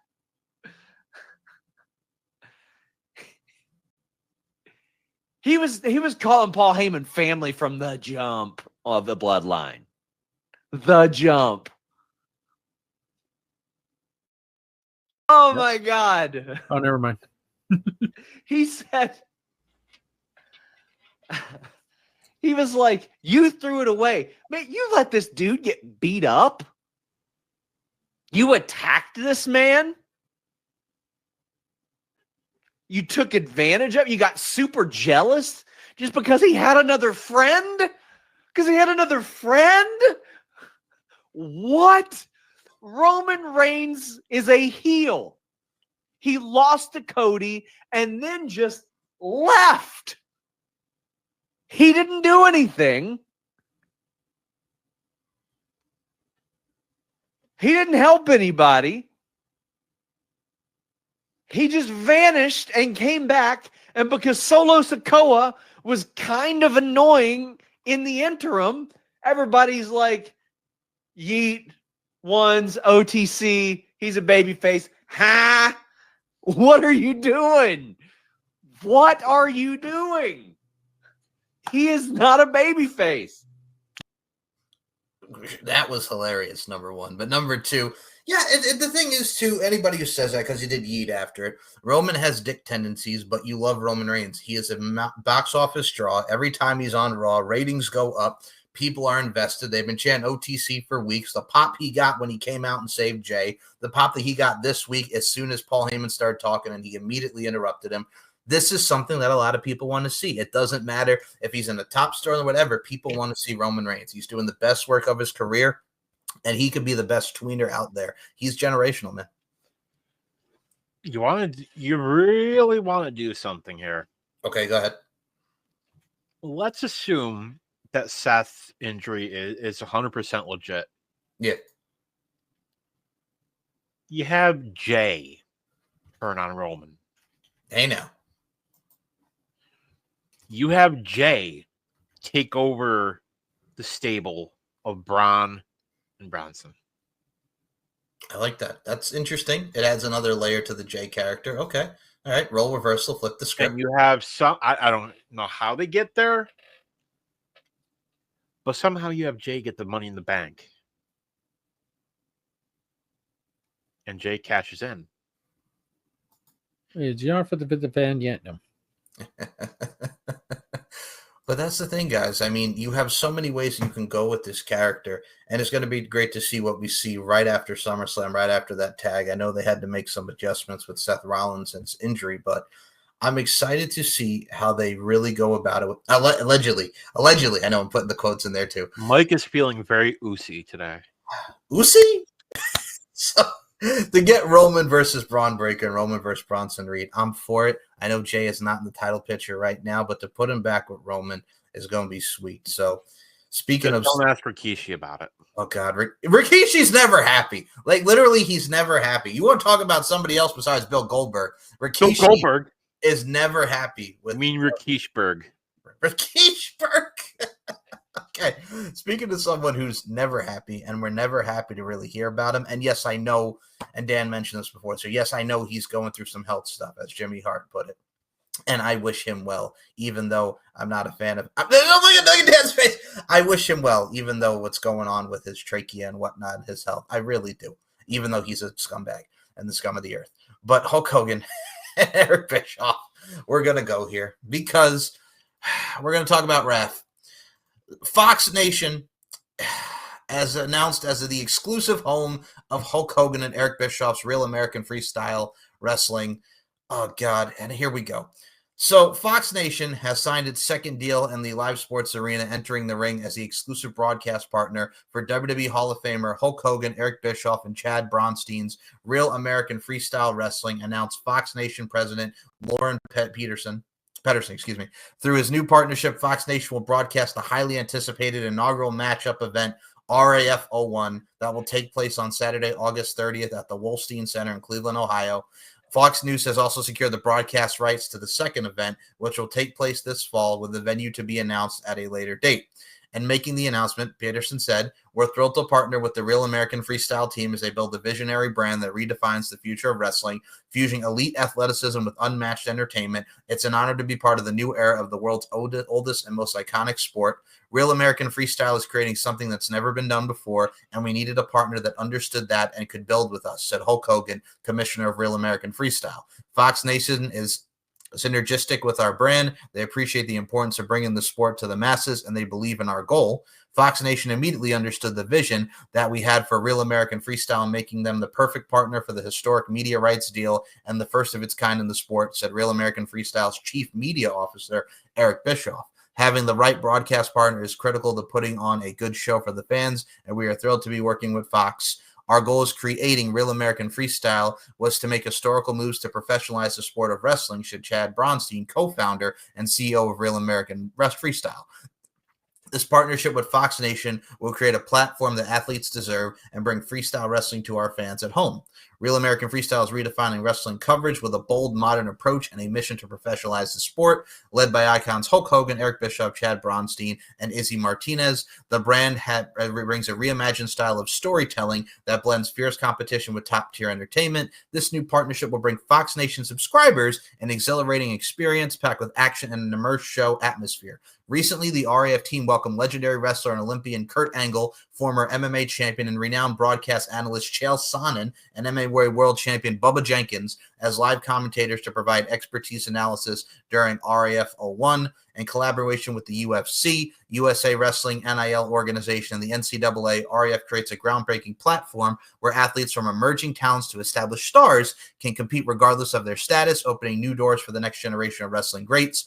Proceeds for each ticket sold have been pledged to Cleveland State University to continue its role as a pillar of the Cleveland community, a staunch supporter of local athletes and wrestlers across the city in particular. Cleveland State University has provided opportunities for thousands of its students to achieve academic and athletic excellence. And then they go into the matches that are on there, which can be featured on their website. But as far as this goes, and I mean, we'll touch upon this because I really don't know who those people are that are on this, but I know they're all Olympians and have athletic background. And Kurt Angle be on the commentary team with Chael and Bubba. Your thoughts on the Fox Nation announcing? Here's the issue. Fox Nation is another subscription service. Yes, it is. Here's a problem. As of March, because I was curious, how many people had this? Mm-hmm. And it's as of March of 2025, so a couple months back. Yes. They have between 2 million and 2.5 million users. Oh, wow. So not bad. Not terrible. Not terrible at all. So not great, not terrible. Now, here's the thing. Are all those people going to tune in? No, they're not.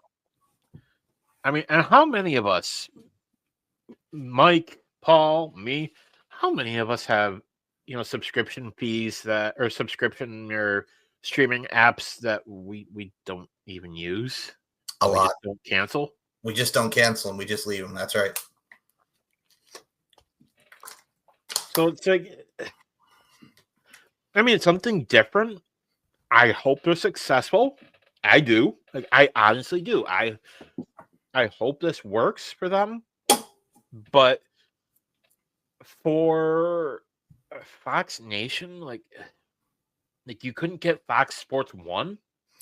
Well, I mean, the tickets weren't selling anyway. I mean, when they announced Kurt Angle, I think they went up to like 400 something, take 400 people who were going, but still, there's not a lot of people. I don't see them filling this event. It's because of who's involved. Because here's part of the problem, Mike. Go ahead.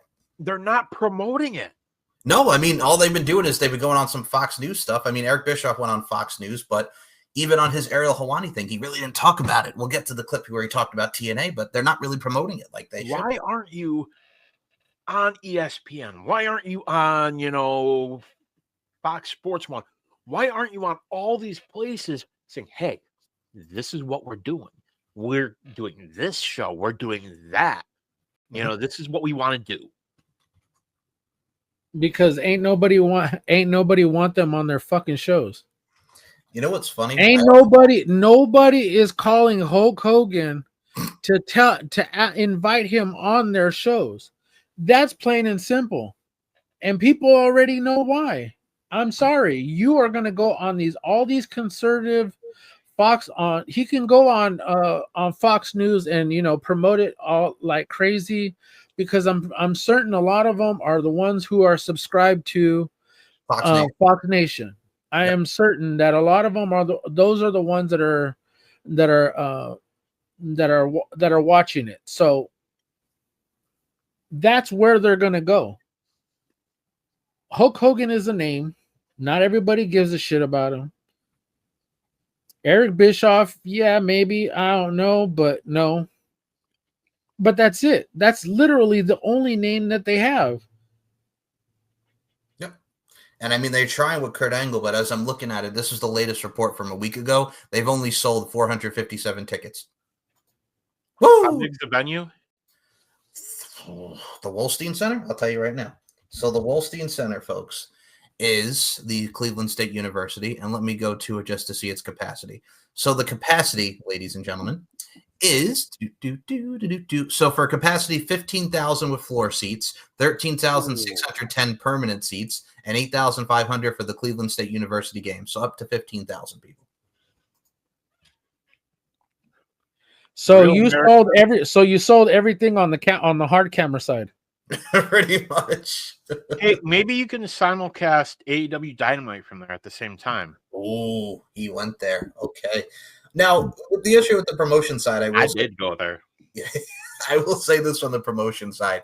It reminds me when Hulk Hogan and Eric Bischoff first came to TNA in 2009, 2010, and Hogan would do these interviews, and everybody in the TNA roster would get pissed because he would promote Micro Championship Wrestling, the Little People show that he was on, midget, the Little People show that he did on True TV for a little bit. But he wouldn't promote. I remember that. Micro Championship Wrestling, baby. What? Him and Al Green. Come on, man. Oh, God. But he would promote that, but he wouldn't promote TNA, and that pissed everybody in TNA off. Hulk Hogan, we coming for you. Anyway. Yeah, we'll move on.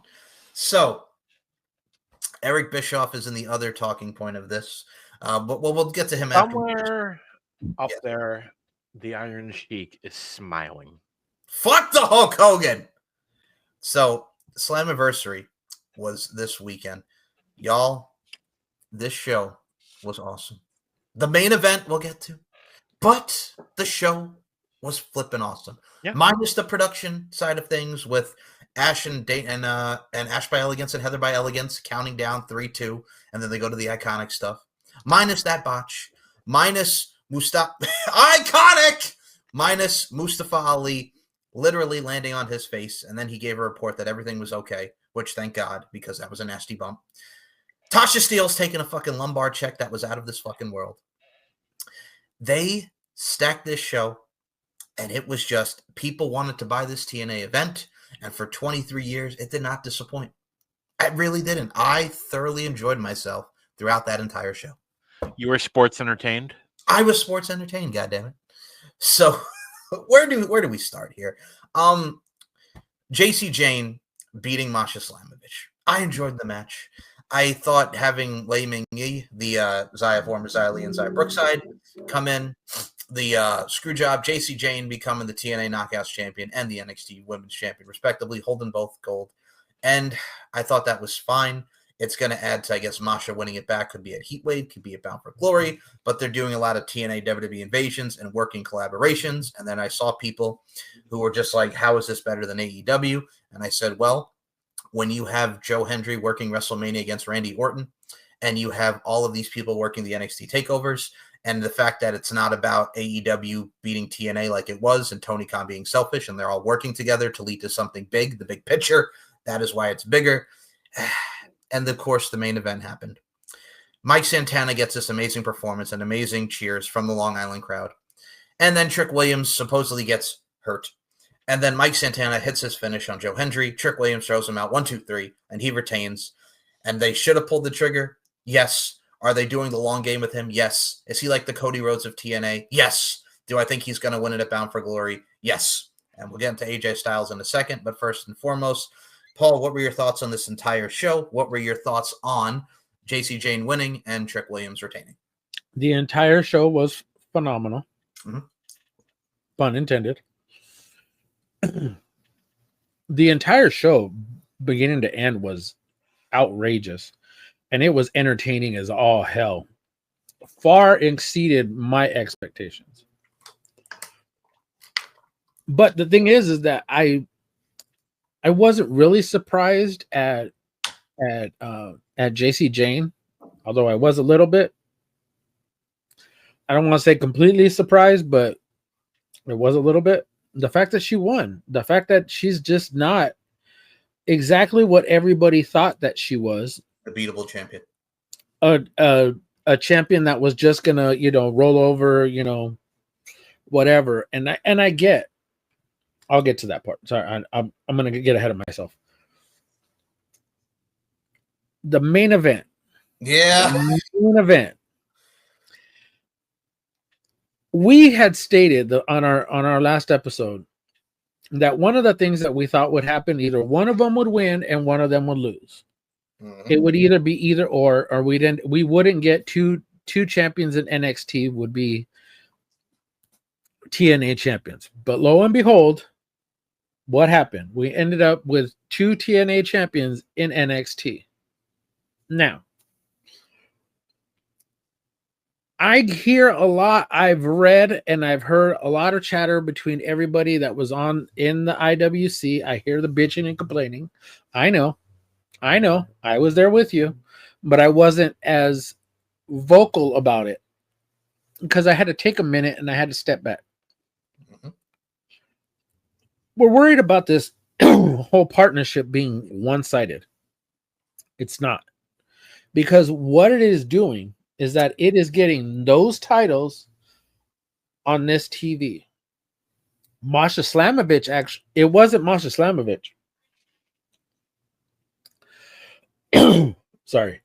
It was Mickie James, Royal Rumble, came out Hardcore Country, mm-hmm. Came out with the title. Jordan Grace. Thank you. Masha Slamovich. Mm-hmm. Wasn't on a pay-per-view, but it was on an NXT show. All we're saying is that believe in the process. There is going to be an ending to this, but this is a partnership and not a one-sided thing. Okay, now let's flip the script. What if all the NXT titles were in TNA? Would people still be bitching and complaining? Oh my God, they're just giving them, they're going to be bitching and complaining like this. Oh my God, they're just giving TNA all these titles. They're giving WWE's giving away their NXT titles to TNA, a company that's not even that big. Yet it's okay. It's like you're damned if you do, damned if you don't. Really, they're just gonna bitch and complain just to, well, bitch and complain. Bitch and complain. These same fucking people had no problems when Kenny Omega won the TNA title. And he beat Rich Swann, yeah. Had no problem with that. Nobody complained. Kenny Omega wrestled Sami Callihan, and the Young Bucks got involved and said, "Oh my God, it's Generation Me," and he beat Sami Callihan. Didn't have a problem with it. Matt Hardy and Private Party appearing on TNA, no problem with it. Christian Cage winning the TNA World Title and beating Kenny Omega, nobody had a problem with it, and it made sense because Christian was an OG TNA guy. But the thing too is, if it's WWE with what we're doing with NXT, we're gonna bitch and moan about it. I didn't have an issue with it. I was upset. I'm like, come on, man, you had a perfect thing. They're gonna have a flat finish. But I'm like, no. I mean, I'll even look at it like this. If you really want to fantasy book it, Survivor Series is in November. You know, there's this little thing called War Games. How fun would it be for NXT versus TNA Mike, at War Games? What? You gotta say it right. War Games! Insert GIF of William Regal here. So that would be interesting to have an NXT TNA, like the best of TNA versus the best of NXT. And even if you look at it, if you really look at this whole Slammiversary card, technically speaking, TNA did beat NXT. I mean, Dark State lost. Like, Dark State, who they've been pushing to the moon, like, Dark State lost. Like, come on now. You know, good. Looking at this, the Hardys, yes, being with TNA, they wrestle in NXT. They have never competed in a War Games. No, they have not. That would be sweet. I mean, you know, Jeff Hardy's looked at the War Games cage and just think, oh, I could jump off that. So I have to bring this up because, damn it, was Tom Hannafin now? That's his real name. I'm so used to Tom Phillips. I'm sorry. So friggin' Jeff Hardy, you thought you seen it all. First of all, let's even put this out there. Top dollar. AJ Francis. What the actual fuck?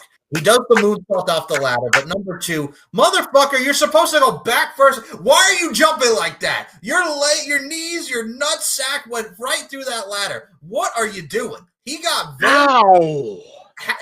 very, very lucky on that. He got very, very lucky. He could have ruptured a nut.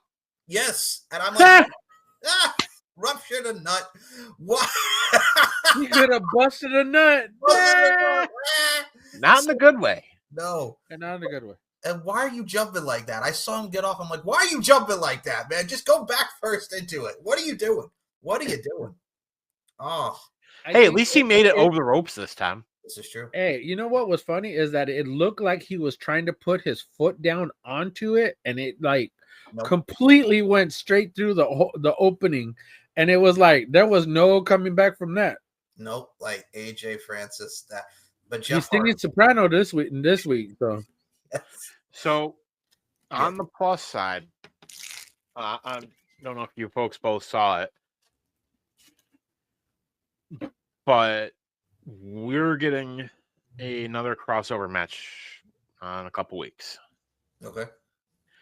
We are getting Santino Marella getting his first match in WWE in years, going against Ethan Page for the NXT North American title.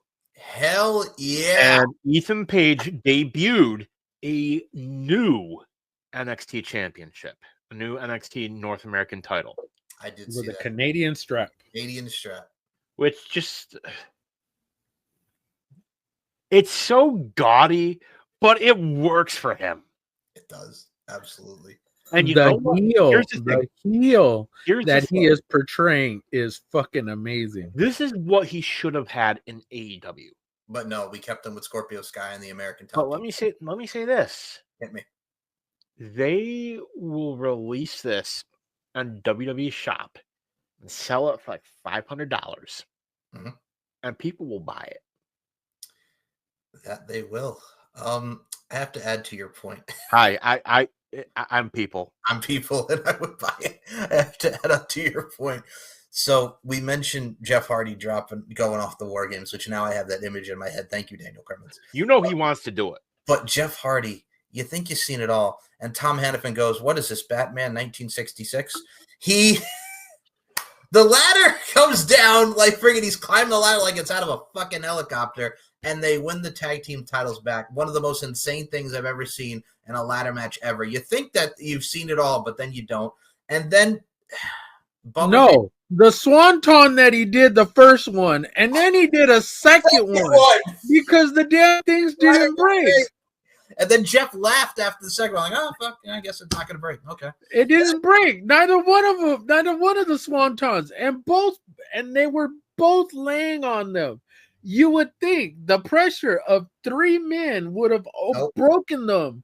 Nope. Not happening. Not once. But twice. But he did it, went up and did it a second time, and they didn't break. He was just like, yeah, well. Next time, buy some cheap-ass fucking ladders. Yes. Next time, call WWE. They may actually lend you some. That's my point. Now, maybe they'll let you go into the warehouse and find a ladder that, they never used. So I have to say this, and I'm glad that you brought this up on the ladders not breaking it. And people are already starting because the Hardys win the titles back. And then Bubba Ray Dudley comes out, and it's the Team 3D music. And then for one last time at Bound for Glory, we're going to get the Hardys versus Team 3D. Devon has lost like 85 pounds, and he looks in great shape, which I'm happy because here's the thing. People are already complaining. Somebody put on Twitter the Hardys versus Team 3D, and it's a photo of DX versus the Brothers of Destruction from Crown Jewel in 2018. It's not going to be that bad. These guys, Hardys can still go, by the way. And the Dudleys are going to not half-ass this. They are going to go in there and kill it. They did it back in 2014, 2015 TNA. They're going to kill it now in 2025. Like, really. But here's the difference is that right now, Devon, because he had his neck infused, he was not only did he have neck fusion, he was very much overweight. Mm-hmm. So over the last couple of years, he's been working with Diamond Dallas Page. You know who Diamond Dallas Page is, right? Yoga, baby. DDP Yoga, baby. And all he's been doing is getting people back into shape. And that's all he's done for Devon. That's exactly what he did for Lex Luger. It's exactly what he did for Jake the Snake Roberts. That's exactly what he did for Buff Bagwell. Yep, Scott Hall. Butterbean. Mm-hmm. IP Freely. I don't know. That was just one I done. Anyways, but all I'm saying is that he's working with one of the best to get back into great shape. And I'm pretty sure he is in phenomenal shape. Because if he wasn't, they wouldn't have did this. He would not send Devon out there to have a fucking lame ass match. He wants him at 100%. You know that. I know that. If he wasn't, then they wouldn't do this. It's the same thing with the other one. So Leon Slater, who had the match of his life against Moose and won the TNA X Division title, and he jumped up like the fanboy that we all are. They did it. He hates the song, but goddamn it, they did it. Get Ready to Fly played, and the people in the UBS arena popped huge. AJ Styles came out, congratulated Leon Slater. Apparently, originally they were supposed to do something with him and Frankie Kazarian, and AJ Styles even said, let's wait on that one more match. I'm going to tell you right now, Bound for Glory, if you want to stack it up, AJ Styles versus Frankie Kazarian.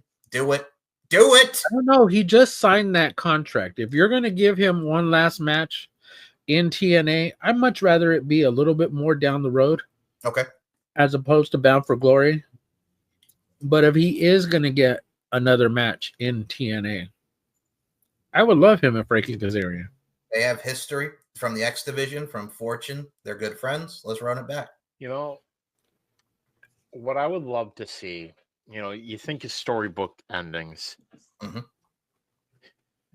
AJ's last match should be at a Bound for Glory, winning the TNA World Championship one last time. That would be cool. I cannot think of a more perfect bookend. And people are like, oh, he should go to AEW. Didn't he just re-sign with WWE not long ago? Because of the AEW sickos. And this is his final contract. He already stated this is his last contract. He said he's retiring because he wants to be with his kids. And the AEW sickos wanted to see him and Will Ospreay, and AJ was like, "No, I'm good." When did he just sign this deal? And wasn't it like a couple years ago? Or No. He just did it. He just did it maybe about a month or two ago. Right. This was just very recent. So if we're looking at this, he could eventually get to another Slammiversary. Mm-hmm. Or, as we mentioned, maybe a Bound for Glory, but maybe not this one.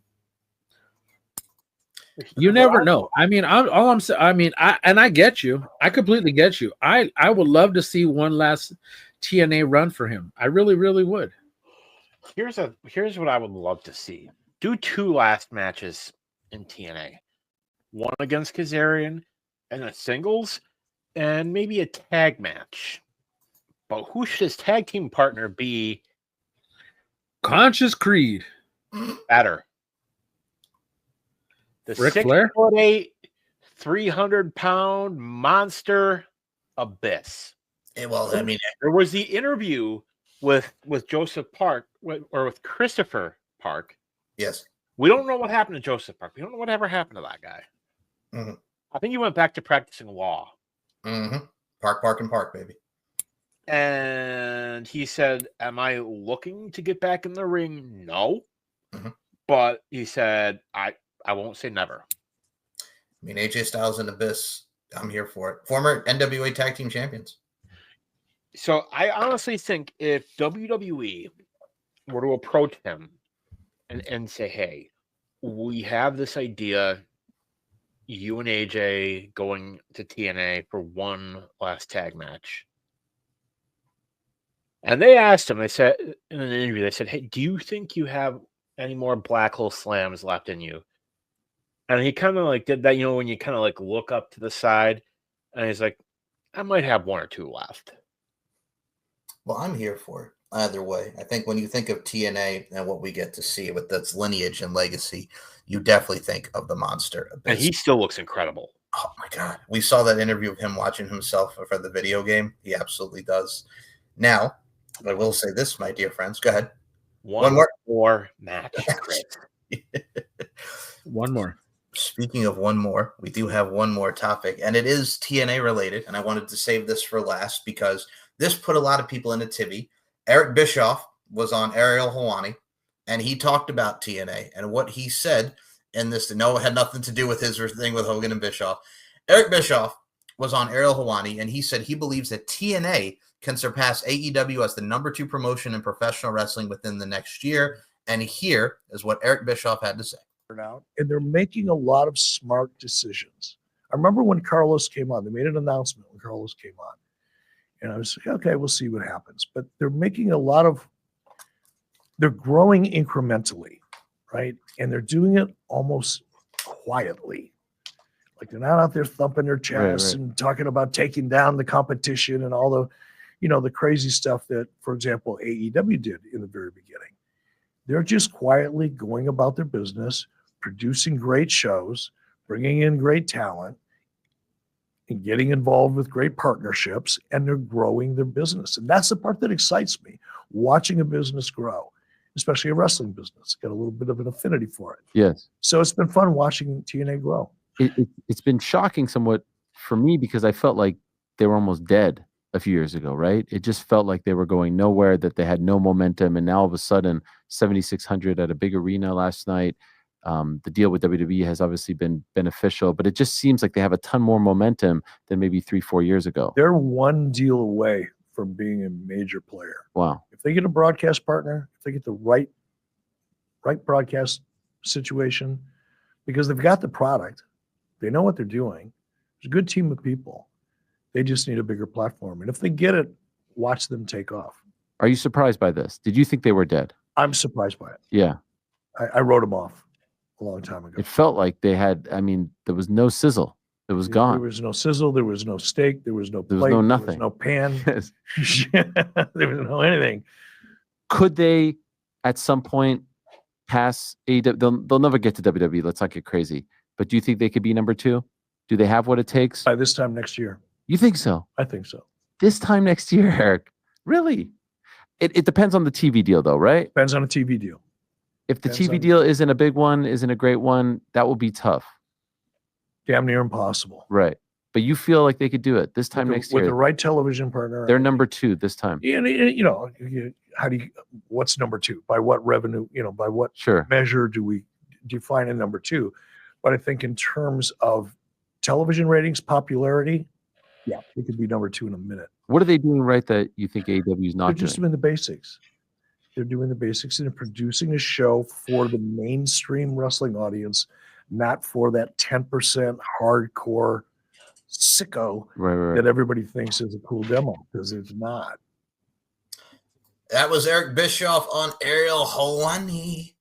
Now, Carlos Silva has also mentioned that he had tried to get on Tubi before WWE did Evolve. So, I mean, he's been looking for stuff. And we've said this many a times. Now, I get Access TV. But you also have to understand, a lot of people don't get Access TV. And that's the issue with them, where they're located on their channel. I get Anthem and all that stuff owns it. But that's always been my thing. You've said it. I've said it. It's the fact that they're on Access TV. A lot of people don't have Access TV.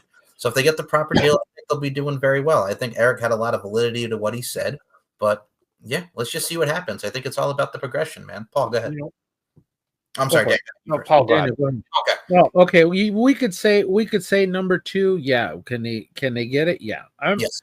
I think they could. And it could be the competition between TNA and AEW, because that's literally what the competition is. Because where if TNA stays in that same time slot, no matter where they go, even if they were on a network TV, network channel, cable channel, whichever, if they could keep that slot, they'll be perfectly fine. Although they could go to Tubi, they could still go to Tubi and still go not head to head with Evolve, but be partners with Evolve and move stuff over, to still on Thursday. They could still release the episodes on Thursday on Tubi, and that could be a great partner for them. It's a streaming service, people watch it, and then of course, if they really, really, really want to,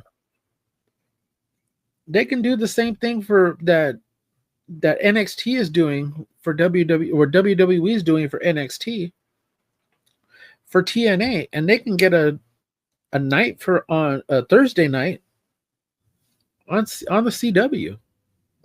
They have so many options. And I mean, I like the Tubi thing because Tubi's free. And I'm going to say right now, if y'all have not checked out Evolve on Wednesdays, TNA on Thursdays, that's a hell of a recipe for Tubi. So, I mean, I think whatever they go, it all depends, like Eric said, on the TV deal. But I think where they're going is going to lead to great things, because you saw the crowd at Slammiversary. You see what TNA is doing, and that's just upward swinging momentum right there from where they were. So I will say something. This is something that no one's really talking about. YouTube. Yeah. Well, they have been putting a lot of their shows on there, like Against All Odds and a lot of their stuff there. Yep. I mean, Impact. You can go on to YouTube without an account. Mm-hmm. Have ads. Have it be where you can't skip the ads. Well, it's weird because what Access TV has actually been doing is it's been starting about an hour later from the time that that TNA starts on Impact. Between the time that it starts, which is 5 o'clock my time, 8 o'clock your time, Access doesn't start until 9 o'clock your time, 6 o'clock mine. So it's literally an hour after it starts. But if you have the TNA Plus app, it's on there. It's on there live. So all I'm saying is that, yeah, everybody can download the app, watch it or whatever, but you want more eyes than that. So if you put it on Tubi, or or it broadcasts on the CW at the same time as it does on the app, you get more eyes on it. Even if it wasn't on Tubi and you get it on the CW, you're still getting more eyes on it. and at the rate that the CW is going, they're trying to expand their live TV audience, and they're trying to be in, and I would say pretty much what UPN used to do when they used to do live sports. UPN. That brings me back. That took you back, huh? But you get what I'm saying though, is that you got a lot of these things, and this is like no season off. That's the golden part, is that there's no season off for wrestling. So wrestling's on literally 6 days a week. Like literally, Monday is Raw, Tuesday's NXT, Wednesday's Dynamite, Thursday's Impact, Friday's SmackDown, Saturday's Collision. It's on 6 days a week. Damn, what a good time we live in. Mm-hmm. And speaking of good times, folks, we give you the good times as only we can do. We will be back for our next weekly review. It is 1 week out till SummerSlam, as we will have SummerSlam next week, and we'll talk about the lead up to that and the fallout. Also, we all recorded a season of Uncaged. We are at episode 9. Dan and I have 2 more episodes of the season left. We talked about CM Punk in AEW. That will be released next week as well. We had a lot of fun with that one, and we always look Why forward did it take us so long to actually have one damn plug of anything? I don't know. Well, that's good. Why? See, Dan, you're behind, dog. We're falling behind here, man. That was one plug. But no, the thing too is, I think we got so invested. My girl Naya judges you. Naya judges you. We were so invested in goddamn Bill Goldberg that Fuck the Bill Goldberg. But yeah, thankfully we don't have to talk about him anymore. But that was the talk of the week. But y'all, we'll be back in the next weekly review, and that Uncaged episode will be out next week as well. And Paul will be joining us as I put it on our season 6 finale of AWA Super Clash. I have it saved. I am going to watch the 2.5 hours of it. We are inviting Moses to that too. If he's not going to. He's not going to do it. But we can invite anybody, because of all the people I would love to hear it would be Moses. But actually, the one person I would like to see I would love to hear from, it would be the doctor, because the doctor has a lot of insight, and then he loves to, motherfucker. So Amir, if you want to come on for that one next season, we got you. But with that, motherfuckers, CFO baby, Cross World Order, CWO. So with that being said, thank you for listening, y'all. Paul, where can we follow you on the social medias? The floor is yours. Hit it. Okay, see, the name is right there, the Dead Man of RWT. You can find me on Twitter. You can find me on YouTube. You can find me on TikTok. Beginning August 1st, I will be doing a whole lot more content. But of course, if you go into my link tree inside my Twitter, of course, you could find all my shows. Then again, if you cut down the link below, I'm there, right? It's right there, because that fine gentleman way over there, these two are just some fine ass men. But anyways, DC, my brother from another mother, where can we find you? You can find me right here with these gentlemen to my left and my right. You can find me on Kicking It with the TSK, which, we got stuff cooking. I might be doing a little bit of retro stuff with Mo and I coming up soon. Nice. Keep your eye out. Got some exciting pundit stuff coming soon. Recorded actually just before this, so got some exciting stuff. Mike and I, as we had mentioned, we just did Uncaged the other day. We got 2 more episodes in the chamber. Mike, what is our next episode? So our next episode is the Best and Worst gimmick matches. So the Kennel from Hell will be in there. There will be a lot of stuff from WCW that's going to be in there. We'll talk about a lot of on a pole matches, Viagra on a pole and whatnot. So we're going to be there. Be there, be square. Hornswoggle on a pole. I can't remember the name of the match, but it was the Blacktop Bully, and was it Dustin Rhodes, and they're in a cattle King of the Road match. Yeah, that one. God, it's horrible. It was Barry Darso, wasn't it? Yes. So fucking bad. Or what about that match, that Indian strap match that we're gonna watch? When we do, the season finale of season 6. No. Judy Bagwell on a pole match. Oh God, that Or who was That it? happened. Yeah, or what was it? Friggin' David Flair and friggin' whoever it was in the winter with Miss Hancock and who's going to marry Miss Hancock. That bullshit. The David Flair Miss Hancock wedding debacle. And did she have sex with Ric Flair? Did she not have sex with Ric Flair? Oh God, we're going to get into a lot of crap. I can't even. But with that being said, so be on the lookout for that. Check out yours truly, SM Show 1 or MCL 92. Subscribe to the S&M Network Show's YouTube channel, which features the weekly review, Deep into the Heart of Wrestling with Robert, Nicola, and I, Uncaged with Dan and I, Paul, you, like we mentioned, weekly review and everything that's going down there. The Steve and Mike Show, where we talked about Jenny from Forrest Gump being a bitch with Steve and I, which was a fun show. Jenny. Pop Culture History Podcast, On the Mic with Mike, LOC Podcast, the whole nine. Y'all, links will be in the description. ScrewTube be giving me a strike. But I love you, Jenny. But I love you, Why Jenny. won't you love me, Jenny? Why won't you? Why won't you love me, Jenny? I may not be a smart man, Yeah, but I know what love is. is. So with that being said, for Paul Morales, my name is Mike Larkin and Daniel Kermans. This has been the weekly review. And as always, fuck Bill Goldberg. Yeah, and fuck Bill Tony, Goldberg. I'll pay you. I'll pay you. Come to my company. Spear me, jackhammer me. No, Tony. No. You. We'll see you next episode. I mean, hey, if that's what you're into, No judgment zone. I don't ever slow up, no I don't take shit. I got no love for the fakeness. If you wanna play tough and wanna hate this, I'll always show up. I don't ever slow up, no I don't take shit. I got no love for the fakeness. If you wanna play tough and wanna hate this, I'll always show up and make a statement. I don't ever slow. The past is gone. Now's the future.